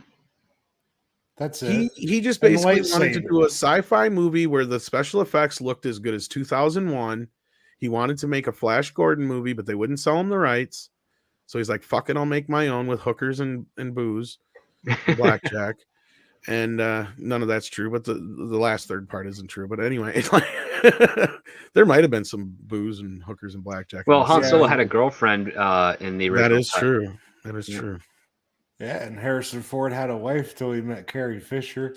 But like it also, as I pointed out with the whole deal with Marcia, was like Star Wars came out of this whole idea of he was challenged to come up with something that wasn't like THX 1138, and he's like, I can. Because they're like, can't you just make a family film or a classic comedy? And he's like, yeah, cowboys in space, bitch. Yeah, well, that's what he Marcia, I did. think, married him. He's like after cowboys THX, versus Nazis in space. There Well, we they go. weren't I got a married when they movie. first started. They dated for a while. Yeah. George ended up asking her to marry him, and this is according to an interview with I can't remember who, but they said that George said that he married her because he knew he couldn't do any better, and if he didn't marry her, somebody else would. Yeah. You know, all these so-called great men are so brilliant but weird. He is. Well, I think he's Tesla on the was a spectrum, to be honest weirdo. with you.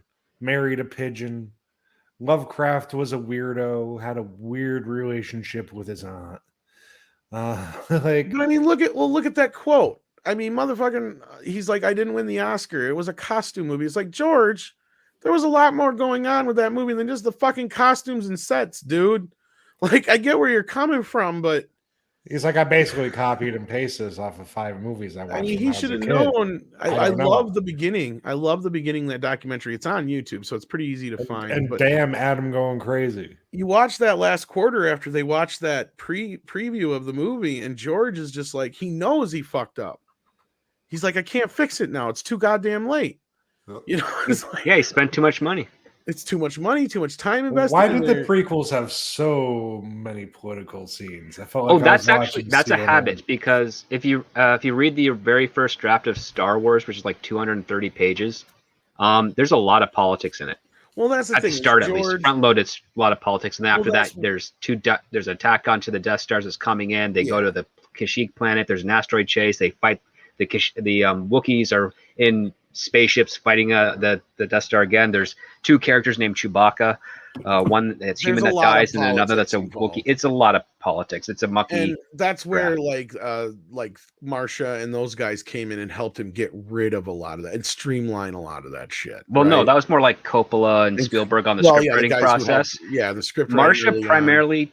Well, I'll tell you. Pose it to you this: Luke makes 2 attempts on the Death Star trench run in the original cut, Yes, and that's true. Marcia Lucas said, "No, you got to make it only 3 because number 1, you have 3 attempts. Number 2, it escalates the impact of Luke actually using the Force, And then on top of that, it also pays off with the tension, because we are able to narrow down the time frame of how much time they actually have before the fourth moon of Yavin 4 is blown up. Yeah.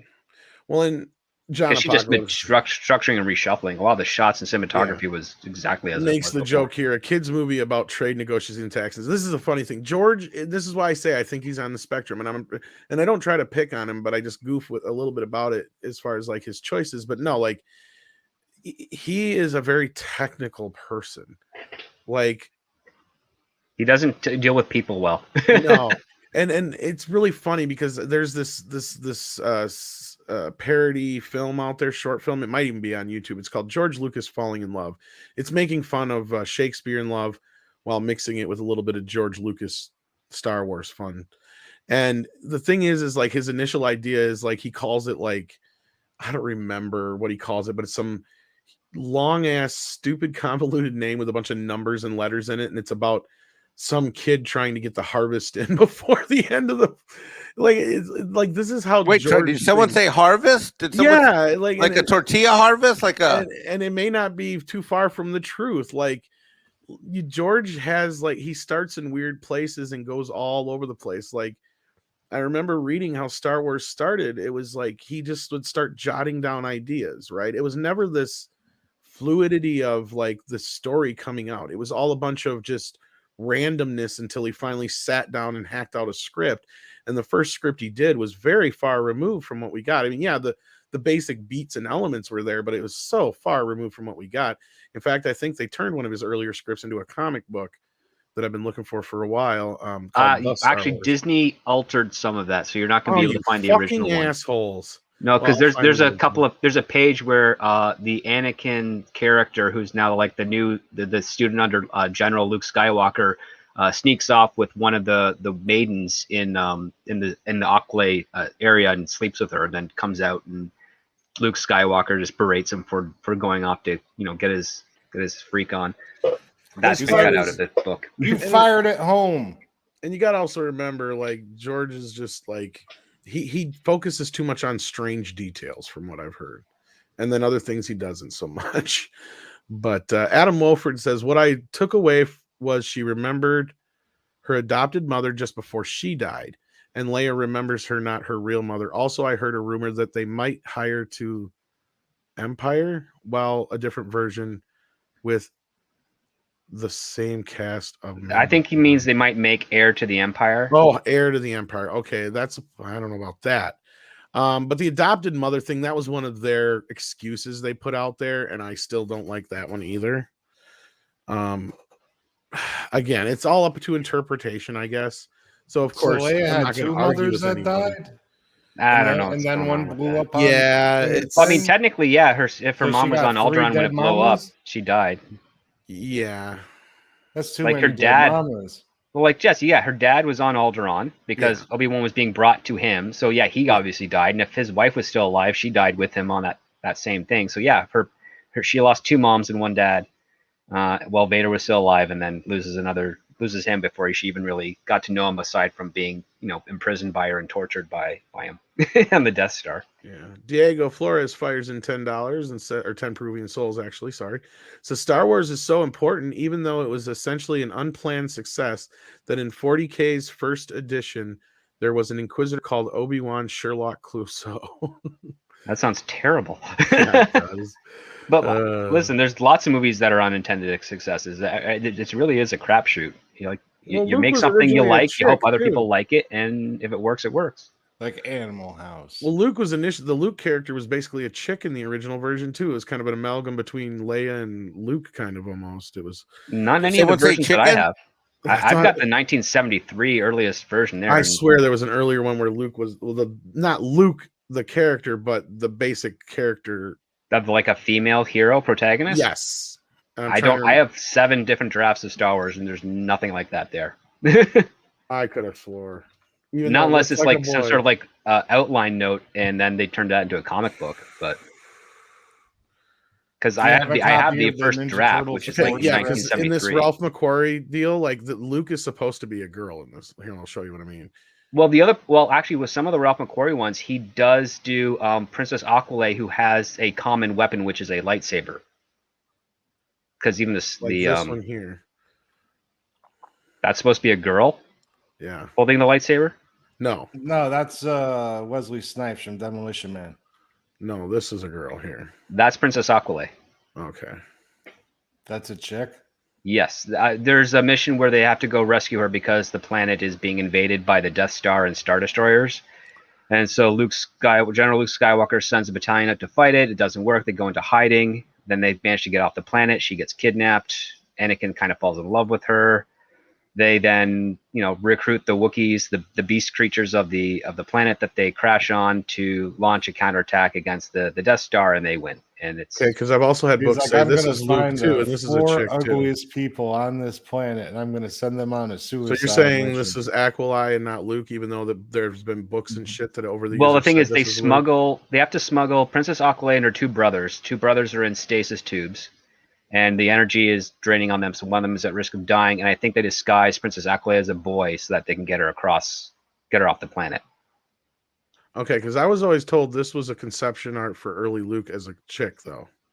The one on the top right. But the thing is, I can't find any script predating the 73 version that would confirm that. Okay. And I don't have anything up after that. But again, maybe there's a massive change at one point where they decided to make the student or the main protagonist woman. But in another A New Hope draft, the main character was a girl. Ralph McQuarrie's. This was in Den of Geek article. Ralph McQuarrie's concept art of a girl wearing goggles on her forehead is the most commonly cited source of the idea that Luke was a female character in one draft of The Making of Star Wars explains how in March 75, Lucas suggested the idea because the original treatment was about a princess and an old man. So you're right too. Like you're basically right. It's a Princess Aquilai. And I wrote her out for a while, he says. The second draft didn't really have any girls at all. I was very disturbed about that. I didn't want to make a movie without any women in it. His solution to do in the second draft was to split the main character into two. That's what I was talking about. Like it was basically an amalgam between Luke and Leia. And so he ended up splitting those characters up. And then so he just went back to splitting them up as he had them again. Originally. Yeah, and but his claim then, so then he would be, that's where he essentially probably turned old Luke into Obi-Wan Kenobi or whatever. Yeah. So if that's true. But again, we all know how Lucas likes his revisionist history. That's the other problem. Is I generally revisionist history still sounds like a clusterfuck. Well, here's the thing: is I generally trust what other people say before I trust what he says because I don't think he remembers anymore. I think he has. He's just like he has told the different stories so many times. Where we have some more aliens. I like the aliens. I think he's told the story so many different ways, different times that he has forgotten. Yes, I am a genius. Hey, welcome back, Valiant. Hey, and look, that's how we got Ray. Maybe you didn't miss anything. I don't like Ray. Valiant, we spent an hour talking about how Leia may or may not have died. But no, I was listening in the car. I got it all. Yeah, I want to know, how did Luke survive that? We already talked about Empire, because like that was, even when I was a kid, I was like, that's dumb. We already talked about most of it anyway. We just kind of worked our way back around to the prequels for some dumb reason. Infinite Wanderer says, if I recall correctly, early 40K known as Rogue Trader was basically a ripoff. I mean, a parody of everything science fiction. 40K didn't really become its famous grim dark until about 3rd edition. There you go. I don't know much about 40K, so there you go. But other than that, I just brought up the producer's point, Howard Kazanjian's reaction to the sequel trilogy so far. Yeah. Since we already kind of talked about Marcia's comments yesterday on the main channel. So I don't know if you wanted to elaborate on those, since I'm sure you're familiar with them, or I can reread them again for you real quick. No. I was listening to what y'all were saying. I agreed with all the points. I don't have anything else to add. I mean, it is what it is. And it's just like a lot of Star Wars fans out there, I think it's a little satisfying to hear this from some of the, some of these folks that are saying what they're saying, basically expressing feelings that we as Star Wars fans, a lot of us have had for some time. the prequels weren't great, but they still felt like Star Wars to a lot of extent. They still, in the sense that they honored the characters, they didn't disrespect them. And then, of course, we got the sequel trilogies where it was, hey, screw all that. Now we got this stuff. Look at this. Isn't it great? Yeah, forget everything you knew. Like the Disney stuff now. Yeah, so good for them for coming out and saying what they did. Yeah. So I think what we should do for a few minutes while we finish things up here, since you came back, let's say something nice about the prequel, just so people don't hate us so much. The music is amazing. Yeah, it is amazing. Great. Great. I did like Darth Maul. I loved the double lightsaber. I was sad when he died. But he didn't really. He totally died. Know, but that's cartoon. My head canon, he's fucking dead until Solo, because Solo don't count either. You guys asked cut in half. No, I'm not talking about Solo. I'm talking about Rebels and Clone Wars. I don't care. I don't watch that shit. To me, that's homework. He got his ass cut in half and thrown down a pit.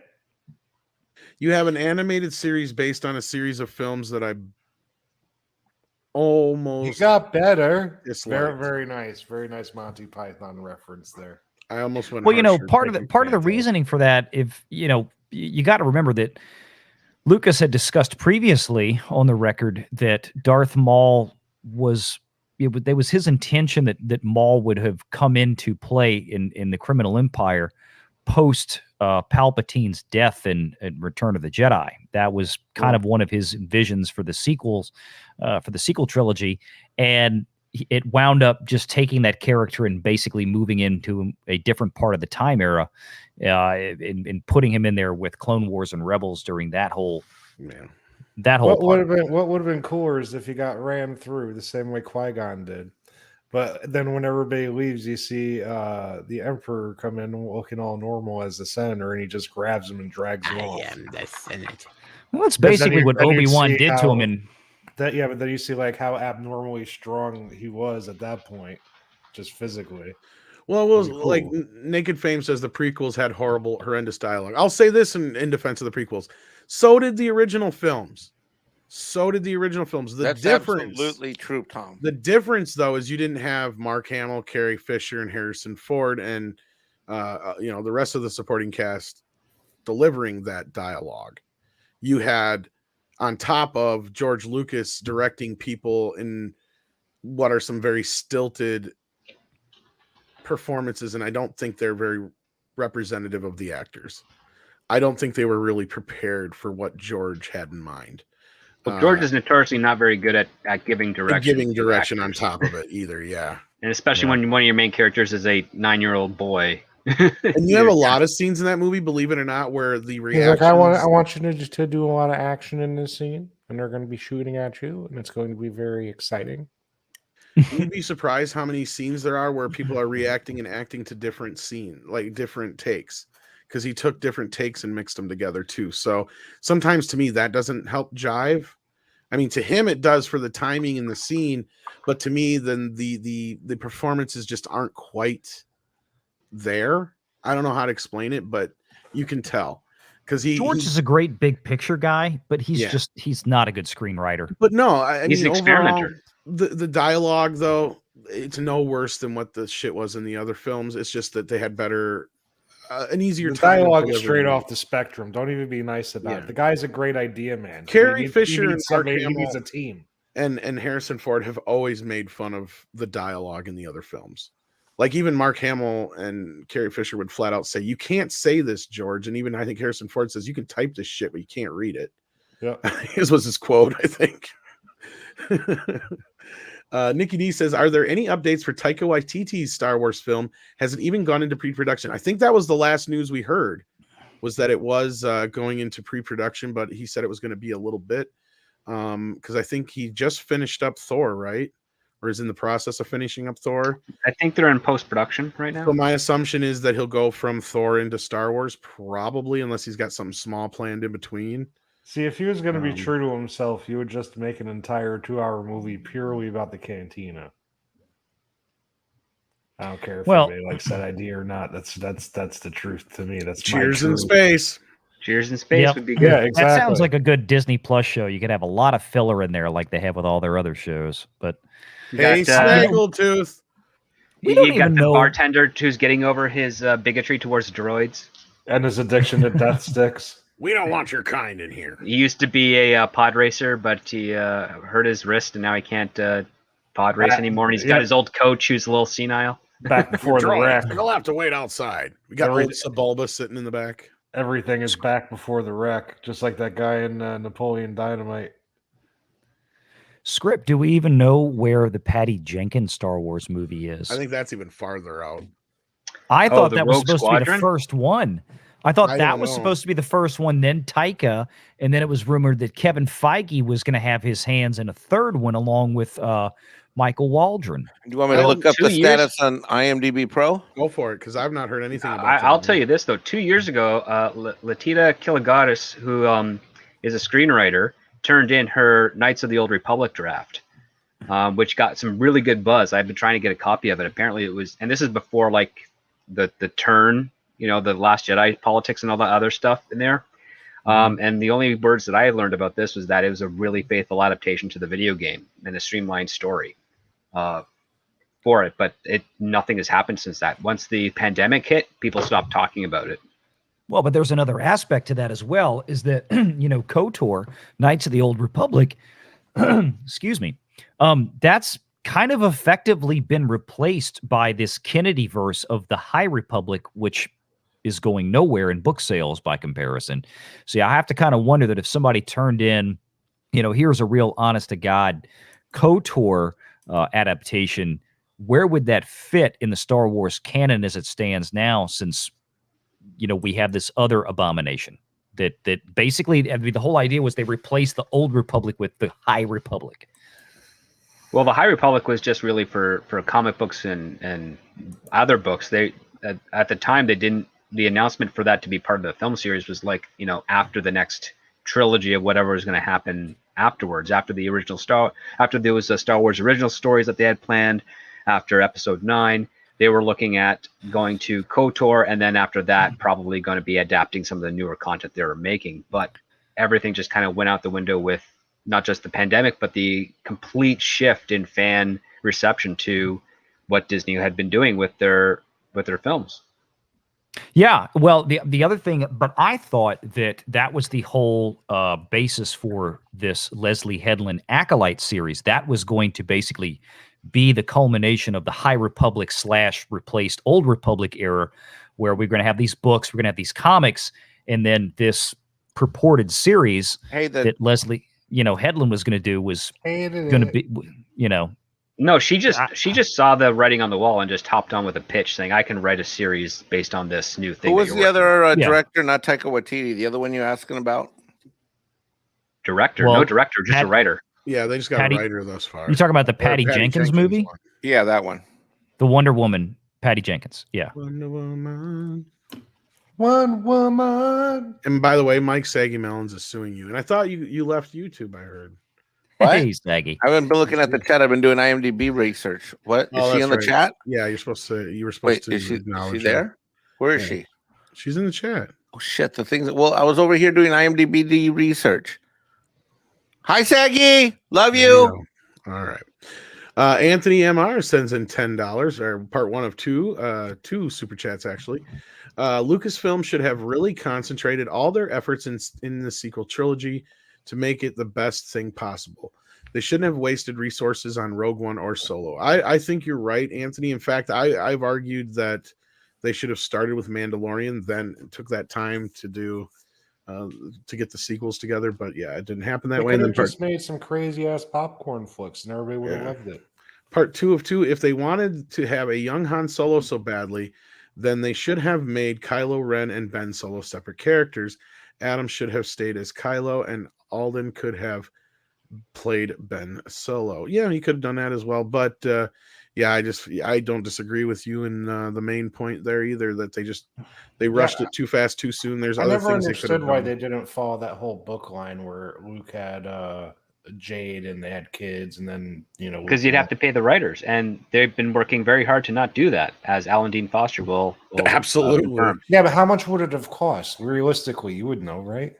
Well, I mean, from my publishing thing, it's whatever's negotiated by the book sale. So by the initial book deal. So whatever was originally the original contract was with Lucasfilm or LucasArts or Lucas Publishing during the commission of that book would have to factor into the rights for adaptation to screen, and that's contract by contract basis. So I think that from Disney's point of view, they're like, we've already spent $4.01 or $4.08 billion on Star Wars.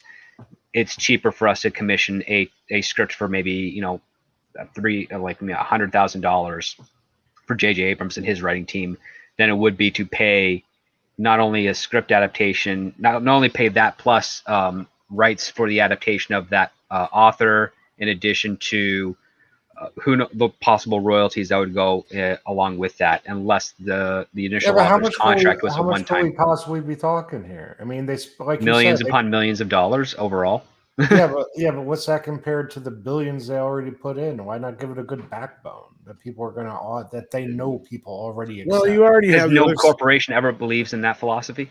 Well, and you also doesn't matter if it's film or not. Why are they so risky? Everything's always the riskiest thing they could possibly do. Then they end up putting out some shit.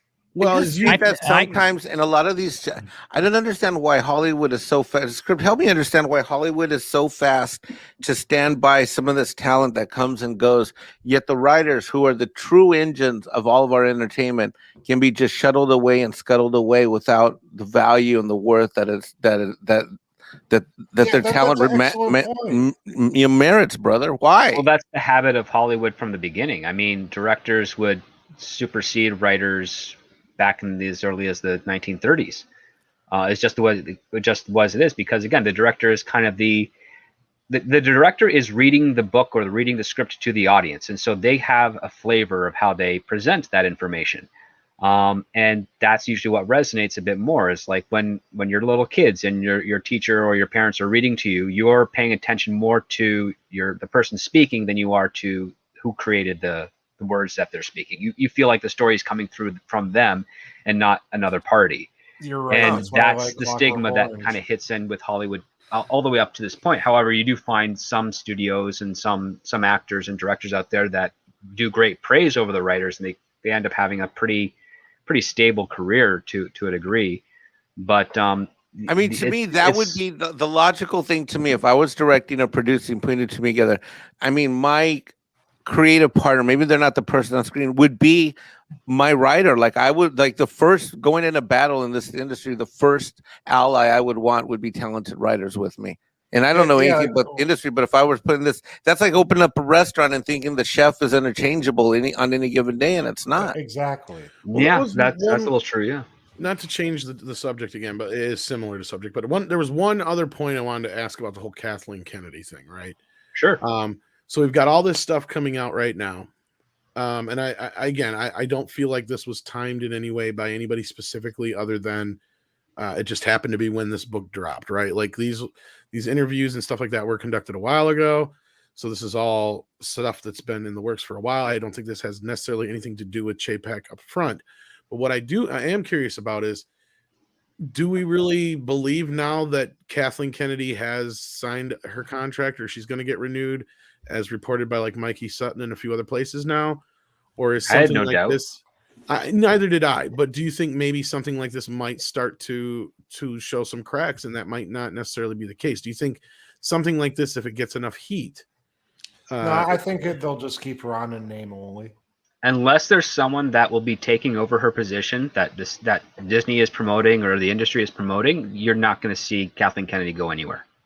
All right. That's just until you start hearing talks about some other executive. And granted, I've said this from the start. It's not going to be Jon Favreau. He is a creator. So a lot of people wish for him to do that. He's not going to do it. But if you hear of another producer that's up and coming, that's a really hot ticket item, and they're working in Disney and they're getting a lot of traction, and they're talking about rumors of them working at Lucasfilm, that's when you start thinking, okay, Kathleen Kennedy might be on her way out, most likely through retirement, as opposed to a termination or a non-renewal of contract. And here's the other thing. While everybody thinks that there's, this big shame moment, which is just never going to happen, there's no way that she's going to be released without someone announcing who's going to replace that position. as well. I mean, and so that's what I think people miss, Script. You've been saying this for a long time, and it took me 1 or 2 shows for me to really understand what you're getting at. but it's practical. That's what happens in corporate America all the time. Yeah, Yeah, you don't just like let someone retire and not fill their position. Exactly. She could just be staying at home all the time, and the person under her is doing all the work, so they could keep her on in the position. And That's kind of what I feel like she's been. That's doing entirely for a long possible. Studios do tend to give what's called a pseudo promotion.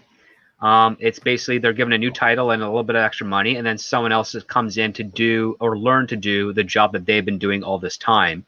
But really, they just have they're just given like more of a senior position in that. In which case, that's usually a setup that they're going to be taking over the entirety of the studio itself or the production company itself, because the person ahead of them is going to get a promotion or going to get a new contract with another studio that's far more lucrative. So they're just building up a tier system because the infrastructure in a lot of studios is not as complex or even as you'd like to think. It's usually sometimes maybe a handful of people, but in order for those other people at the top to get promoted or to move further up the ladder within Hollywood or within the club system, you have to be able to train or have people that are skilled that can take over. And not a lot of people want to just give that blindly to another person. They usually like to bring them in, acclimate them to how the studio functions, to their own methods and job progress and what their goals are for all their upcoming slate. And then once they get fully integrated into that position, then the person that originally had that position can go move up a ladder or move to another company of better repute and money, and that person just takes over full time. And there's a lot of shuffling going on around there, but it's never like on a dime like it would be for any blue collar job where you get promoted from like cashier to assistant manager. But I gotta know, besides political narratives and such, like you see on the Twitter all the time, you said it in the manner of they like hearing a story told by a certain person. So to fill each one of these jobs, what is it about these people that they like so much? If they're mostly connections, flash in the pan people, connections and security with regards to getting lines of credit from banks. That usually a lot of these kids that are coming out there, they come out of mostly business side of school, not so much on the film side of things or any of the art or creative side of things. And their parents themselves and their parents have connections through a lot of financial institutions. And sometimes those connections can lead to an easier pathway to getting financing for a film. So everybody's just playing the clout game. Well, it's more of a nepotism style of game, but every once and the other part too is you'll notice that all the people that are the game changers in the industry don't have the nepotism connections that are most common around, actually. Like they're just completely out of left field. Someone took a chance on them at something small, it did well, and then they just kind of climbed their way up. But at the same time, because the industry itself is very much integrated into keeping it like family business and keeping it close, because again, it's less risk averse if you have like a descendant of someone who started a studio, because they grew up knowing that studio. They think that same token, how come they don't give more credit to the older guys? If they are going to cost a little bit more, but they laid the framework for an entire IP, it would be the safe bet. It would be the safe bet, but the thing is, again, you hit the nail on the head there. It costs a bit more. It costs more. And why pay something more when they can pay something for maybe a third of the price, and then whatever its failings are, well, I'm head of the studio or I'm head of the production. I know the content. I can just have them rewrite it to that, to fill in the gaps that I know that are missing, and I'm still saving money instead of spending the larger salary on the more experienced writer or the original scribe of that IP. It's longevity. I mean, if it sucks, it's gonna die. Well, yeah, but look, to Script's point, and Jesse, also to what you're saying, let's not forget Kathleen Kennedy said it best herself when it came to as we view them, here's your coffee, sir. Failings. Well, yeah, here's your coffee, sir. But no, more recently, when she looked right in the camera and said, well, we didn't really have any source material for the sequel trilogy. We didn't have 800-page novels to go off of and adapt. I mean, she straight up fucking lied. I mean, and everybody knew it. It was so ridiculous. But to Scripps' point, that's exactly what he's getting at, is that it was just easier for them. You know what? We don't like it, or we don't want to use it, or it's going to cost us more. She made a business decision, a bad one, and just basically had no plan for the sequel trilogies and brought in their own people. Hey, just write something. Let's make something out of this to fit this vision of what I, Kathleen Kennedy, have, and just disavow all of the Star Wars legends, all of the Star Wars novels and everything that had come before that did have a roadmap and a blueprint. And for reasons the script said, they just didn't want to have to go back and be bothered with paying the licensing fees and the additional new contracts to go ahead and have these existing IPs adapted. Well, there's also that, but then there's also the other angle, which is that, oh, we also don't want to adapt these books because then the movies will be spoiled by the fans to the people that haven't read the books yet. And that's the last thing that they want to avoid. So if they bring something fresh and new, that surprises everyone. And don't get me wrong, there are enough people, even still to this day, within Disney Lucasfilm that would rather surprise than subvert, but their voices are not going to be heard too often. That would be the goal. Is like, listen, Heir to the Empire is a great trilogy. A lot of people have read it. They all know how it ends. They all know like the twists and turns and stuff. The last thing you want is to be in a movie theater and not knowing that and listen to some guy, muttering next to their friend, like, oh, this is the part where Thrawn reveals like Luke with 2 U's, the clone. And it's like, dude, you're spoiling the movie for someone else in the audience, or you put it on a message board. Like, people aren't going to really, the normies are not really going to like that. But that's something that can't be helped in this day and age. And usually, like, from a filmmaker who wants to do something that's impactful, they kind of want to make sure that even the fans have a surprise. But again, they're picking the people that don't know how to execute that properly, especially with a guy like J.J. Abrams, who doesn't know what a surprise is. He just knows of a mystery box. Well, but you can still have faithful adaptations and still have successes. I mean, we've got Dune coming out here in a few weeks that, we are all presuming at this point in script, if I'm not mistaken, I believe you said you read the script itself, that, we basically have a relatively faithful adaptation by Denny on this movie. And we've had other films like that have relatively faithful adaptations. I mean, everybody knew Harry Potter was one of the biggest selling series in the world of all time. Mm-hmm. Everybody knew how that was going to end, and adaptation in the movie itself was very faithful to the book. And there were a lot of people that had never read the books that, of course, went to go see the movies. I think you can get around that. Sales of the books, yeah, absolutely. You're right. The book notes and endings, because when they change it for the big screen, it's just not the same story anymore. Yeah, I think I don't mind some changes. And the Mist talked about the Mist had a better ending than the book for Rita. Stephen King. I'm not the type to read a Harry Potter per se, but you, as a parent, you might have to be dragged by your kid to see the movies, right? So that's why I've seen them. Yeah. So, it's a weird balancing act, especially, and if you're spending, like, for instance, with the Harry Potter stuff, they did not. I think that was who's the studio that did that? Warner Brothers. Warner Brothers.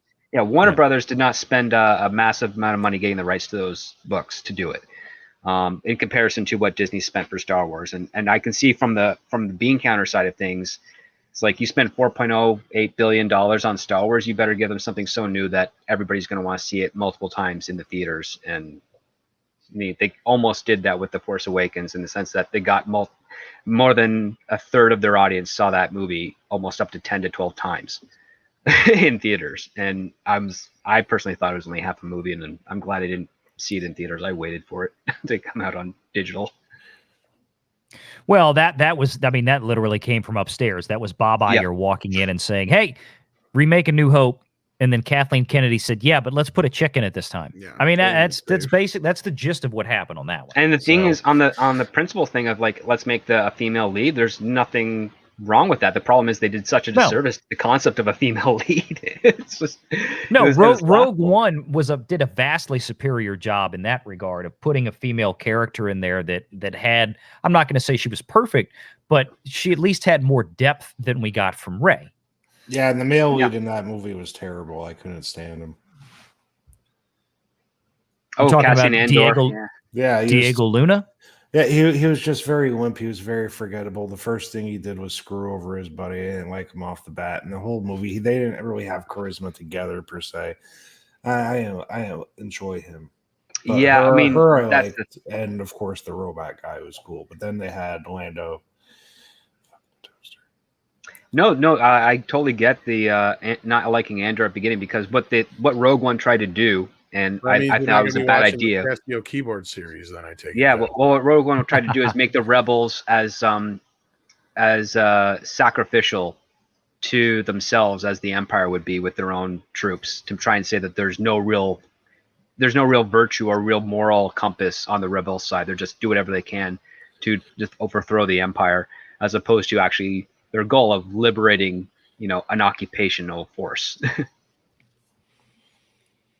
Well, they made that movie trying to fit it in to a singular line delivered by Mon Mothma in A New Hope, which was, many Bothan spies died to get us these Death Star plans, or paraphrasing. Well, yeah, that's because it. they were So, I mean, by the yeah. Empires, they were trying to make their escape.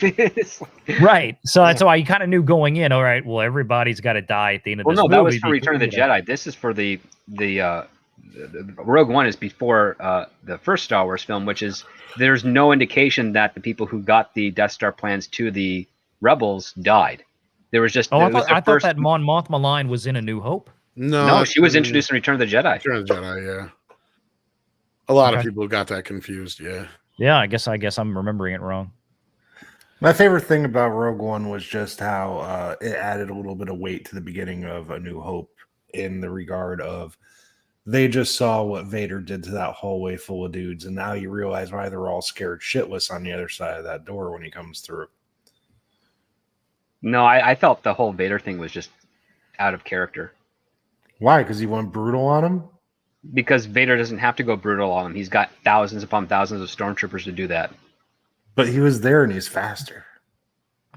Doesn't matter. It's beneath a Sith. It's beneath a person of Vader's stature and position. It's like seeing Grand Moff Tarkin pull out like a railgun and just start mowing down rebels in a hallway, because it's like, sure, it's fun and cool, but it's like, why would he do that? Like, he doesn't have to do that. Well, I accepted it because I always thought Vader was violent. just such an evil, nasty guy, especially after we saw what he did at the end of Revenge of the Sith, going around, killed all the younglings. I think there's a certain satisfaction.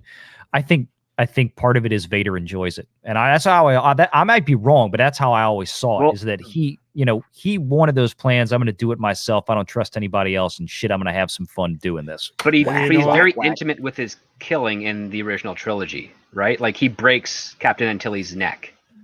Like, that's his first kill. And then when the guy's accosting him over in the Death Star, he decides to strangle him. Like, he's very intimate. He doesn't do mass murder in that, at least at this point in his character. Before that was retconned with the prequel trilogies, he didn't do mass murder like that. Even when he was flying in his TIE fighter on the Death Star, he went one by one, very specifically in the trench run, as opposed one at a time, as opposed to like doing some sort of like concussive or proxy missile thing just to blow up a whole bunch of them at once. He's like, no, I'm going one at a time. There's something more evil and sinister to that, and just mowing down a bunch of nameless. Challenge. What's that? It's more of a challenge. He gets to enjoy it more. He gets to savor the kill. But that's never a challenge to him. It's not. Like, even when he fought Obi-Wan, it's like, why? Like, why is he just toying with him or anything of that nature? It's all about something that the last thing you want to do is circumvent the awesomeness of a lightsaber duel by having Vader do something so amazing that we've never seen him do in the original trilogy before, to the point where, like, well, why is he doing that in the original trilogy? I don't know, because he was too robot-y in the original trilogy. He was just as robot-y as he was at the end of Rogue One.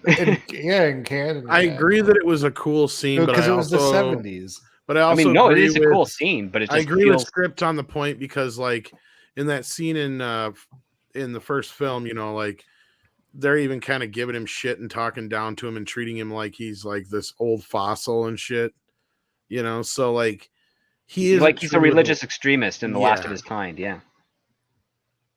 I always thought it was ballsy of them to talk shit to him because he's walking around. So like if he was showing off, I get that. So like Script's right. Like, so if he was going around showing off his skills like that all the time, I don't think they'd have been shit talking him like they were in that fucking room. I think they'd be kind of worried about him doing the same shit to them. Exactly. You know what I mean? I mean, they would. The thing is that, like, they talk about him being he's superstitious ways and all that stuff. Like, the Jedi is a very much of a secret at that point. And they don't even call him like a Sith in the original trilogies. They just know that he's like of the old religion that is no longer That around. is true. The word Sith is never uttered once in the original trilogy.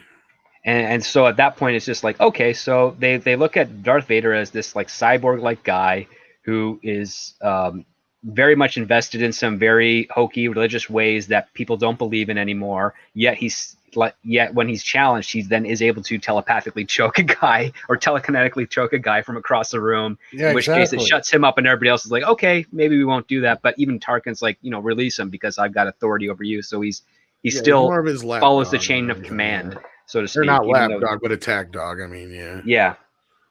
That's another thing I never really understood with the politics of the whole thing. Why would Vader ever be taking any guff from a general?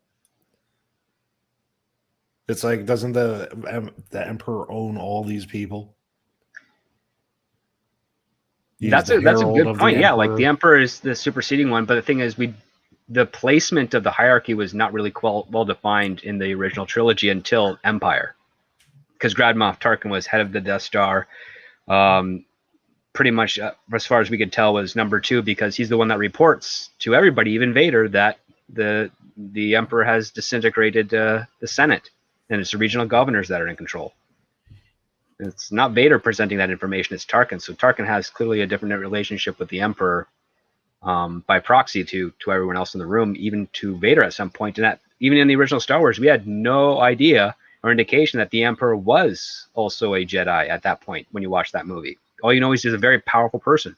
So you think the Emperor just kind of treats Tarkin a certain way to make him think that he's like in the Vader role, and he's like, no, you're nothing. You're just another pawn on the chessboard. I think retroactively, probably, yeah.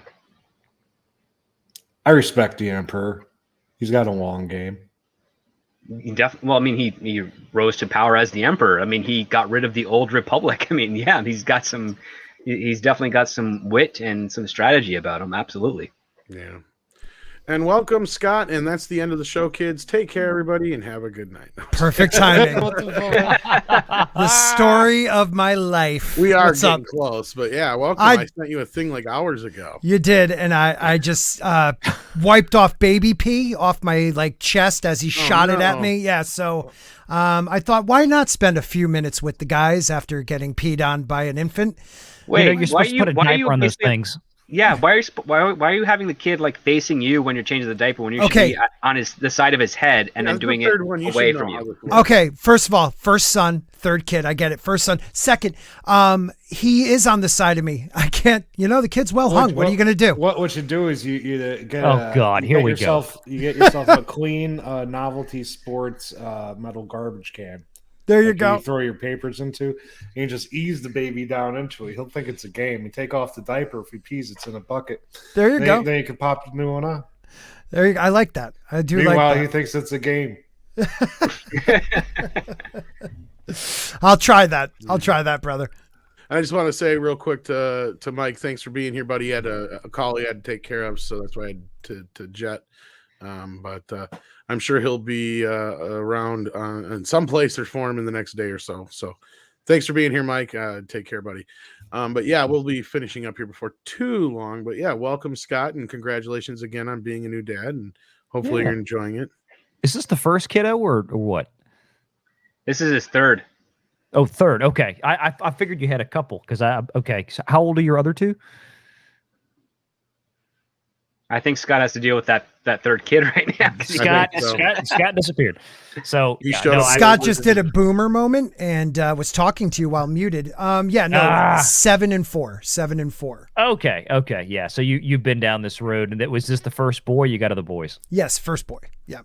Oh, first boy. Yeah. Okay. So do what I did, and when I had Renegade Jr. about 10 years ago, is just put a litter box out.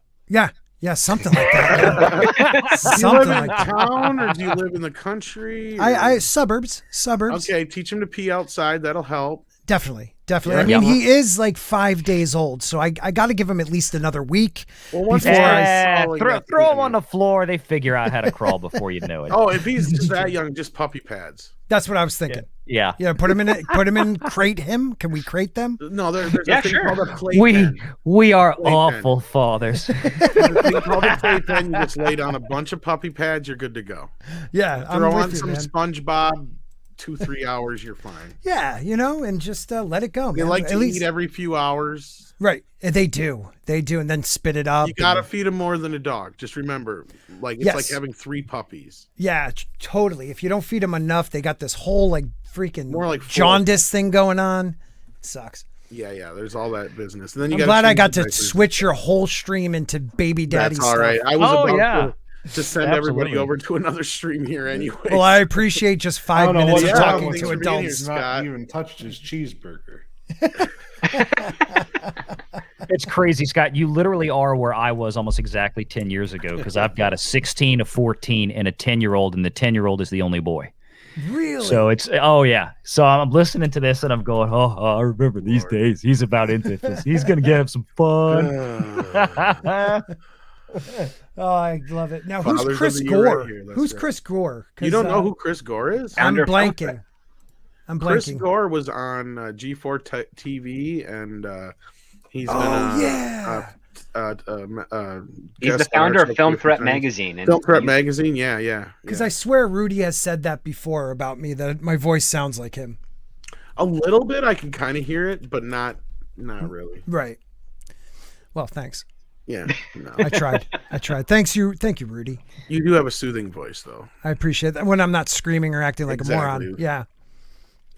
Yeah. Thanks, buddy. Absolutely. You're welcome. Fantastic. Anyhow, so Scott, well, we got you here real quick before we let everybody go. Mhm. What was your reaction to this Marcia Lucas speaking out on Kathleen Kennedy and some of the other stuff that came out of this book? Well, for me, it was fantastic. We spoke about it yesterday with you guys on Midnight's Edge, and what I loved about it is that you have a woman who creates movies, not just, gets coffee and puts, executive producer on a thing, but actually creates movies in the editing, is a legend in that. Think about how many movies she's been on. I know she stopped after they broke up, with the major movies, but I mean, Taxi Driver, all those original Star Wars, Indiana Jones. I mean, she's had her hands in a lot. And for her to come out and attack another woman in Hollywood, and not really attack her, but just throw down the gauntlet and say, you don't know what the hell you're doing. JJ doesn't know what the hell he's doing. It validated everything we've been saying and getting called all these names for the last 4 or 5 years, and for how are you going to twist that, Kathleen Kennedy, that, a woman came at you, a woman that has more, more clout for me personally when it comes to actual filmmaking, I bet the reaction was, "Oh, really?" Yeah. Well, there's a big difference with producing movie and editing movie, and Yes. the adage is that a movie is made 3 times: with the writing, with the directing, and then with the editing. Right. And Marcia was one of the editors, and you're right, she was pretty good. I mean, I think she worked on maybe 10 different features in her career, but Right. she was also like assistant editor and editor, and she was quite adept, and she did pioneer One a of the couple of most new celebrated techniques. female editors, though. You got to point Yeah. that out. I think she's won at least more than one Oscar, hasn't she? I think she won like 2 or 3. Because I think she Right. won one for Taxi Driver and one for Star Wars. Right. And don't Well, she was forget only that a was in the supervising- 70s. She was in only the a 70s. supervising editor for Taxi Driver. She just knew the basics of that stuff. Someone actually did the actual editing there. Well, But that think doesn't about mean it, She didn't Script. win the Oscar, though. Oh, yeah. Well, no, the editing team went. If you're part of the editing team and it's winning for best editing, If you they get won. your Oscar for that. Yeah. Yeah, I can't remember, but I think she has won at least 2, if I remember right. Because I think she also was, I think she was an assistant also on like One Flew Over the Cuckoo's Nest and something else too. But I She can't only remember won what. her Oscar for Star Wars, and she Or was maybe she nominated didn't work for on American Graffiti, and then Okay, everything Cuckoo else was is like nominated. BAFTA awards and science fiction. Oh, okay, so fantasy she didn't winners. win for Taxi Driver. Nope. But don't forget, this is a woman in the the field in the late 1970s, 60s, 70s, and 70s, 80s, So she went through if there was any stigma Kathleen of a woman, Kennedy ain't done working. shit in comparison is the problem. Nothing, No. man. Well, Absolutely. it just removes that arrow from the quiver of, well, what have you done? Right. I Right. produce Stevens movies. I got them coffee. I made milk money. I answered phone calls. Yeah, it's said, what funny. if I Indy married gets the Frank dog? Marshall. That's really what she did. That's her claim to fame. Yeah. Don't forget I married she Frank Marshall. Well, she was the quarterback of her high school football team, and she realized Lies. before Saturday Night Live even started, she knew that there should have been more women behind the camera. That's how actually a she did that whole misquote. show. She was already married to Frank Marshall at that point, and it was 10 years. She was talking about the 80s Saturday Night Live, not the 70s. Yeah, You know, well, I she still does call look her out. like- She does look like Al Bundy with a sex change. So all lies. Yikes. She was never the quarterback. I was the quarterback. She stole my history. She stole my history. She couldn't steal none of my talent, but she stole my history. There you go, kids. And that's right. Congo. Congo. Congo. Congo. Congo. Congo. And Okay. speaking of Congo, folks, we have memberships available for MEAD. One of them is the Congo level for Congo $14.99 with some amazing perks.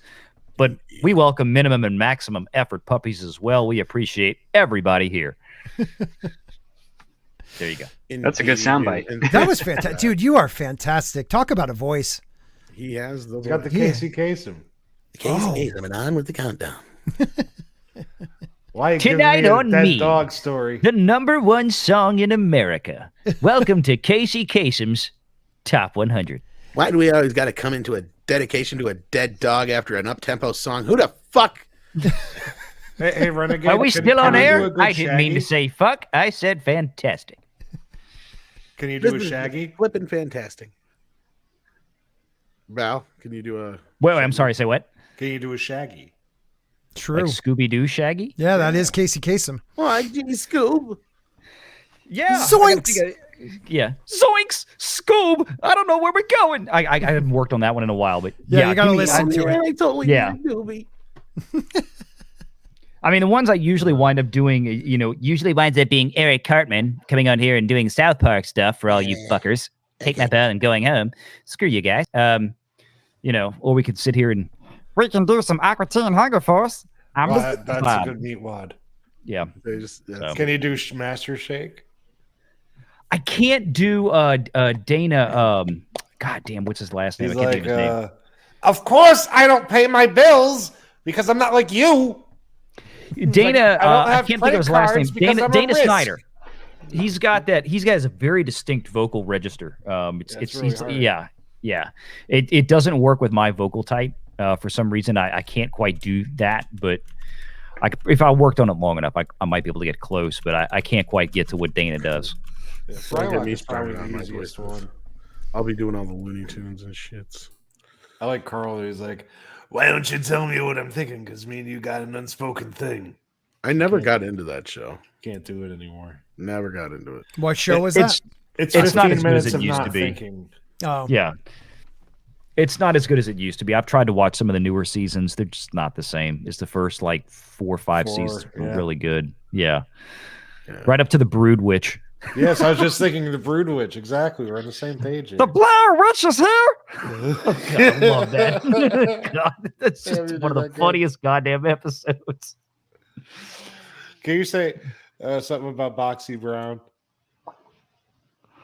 Oh, don't you be talking about my box of brown. Oh Lord! All right, kids. We're gonna Well, head. now that on we've gone out of here. completely I off know. the rails. I was about to Yes. say it sounds more like my show right now, but there's 387 people Yeah, we watching, not lost quite a 30. few. well, that's Head what on we get for over Scott. to- Scott showing up. Yeah. So Head on over and I do raid that. Yellow Flashes. I might even show up there. Who knows? I don't know what he's talking about yet. Pop over there. Tell him Mead sent you. Send him some love. And Tomorrow with I'll the- do a normal stream on my channel. yeah. Oh, okay. Got So something. Jesse's gonna be doing something too. Tomorrow. Tomorrow. Okay. Tomorrow. some more run bitch theater. Tomorrow. I do some Predator shit tonight, man. But do a normal stream tomorrow. Invite everybody. Put in the chat. Yeah. So check out Script Doctor's channel. Check out Jesse's channel. Check out Valiant's channel. Check out Sporking News Podcast. Thank you again, Mike, for being here. Sorry you had to run early. So I suppose for Mike, as always, we should say that the show is brought to you by Rabbit Chicken Meat. It is good to eat. And Rabbit mostly chicken snake. meat. And it just falls off the bone. It does. We really need a video for that. Little fish bones that come out of an animal you're not sure what it is. For rabbit chicken meat? Yeah, like a little 15-second commercial. That's curious that you bring that up. Uh-huh. If it'll load. I knew it. I knew he didn't bring that up in a vacuum. I knew better. It's being a pain in the ass right now. It's taking forever to load. Rabbit chickens in the rain. No, it's not. No that. fucks given. Oh, so you haven't seen this yet? No clucks. No, I have not. I have not. Oh. I didn't. I know. I was like half joking. I really didn't think you had. Okay. Oh, yeah, I All dropped it Sunday night. Is this you or Culture? Culture Culture sings a song kind of like that too, but it's more of. Is that you, the one with the Walton one with the tree? No. Oh, I was gonna say. I always thought that was you, not okay. No, that's I mean him. Culture. Okay. Proceed. I'm pretty sure that was him. It's all gold, no matter how you cut it. Gold, baby. Yeah. Do you like rabbit? Do you like chicken? Have you ever wondered what it would be like to have both at the same time but can never find both at the same place? Well, Disney and Shang-Chi have taken care of that for you. That's right. You can get yourself rabbit chicken meat, now available at every Walmart and Costco. What you waiting for? Move your feet and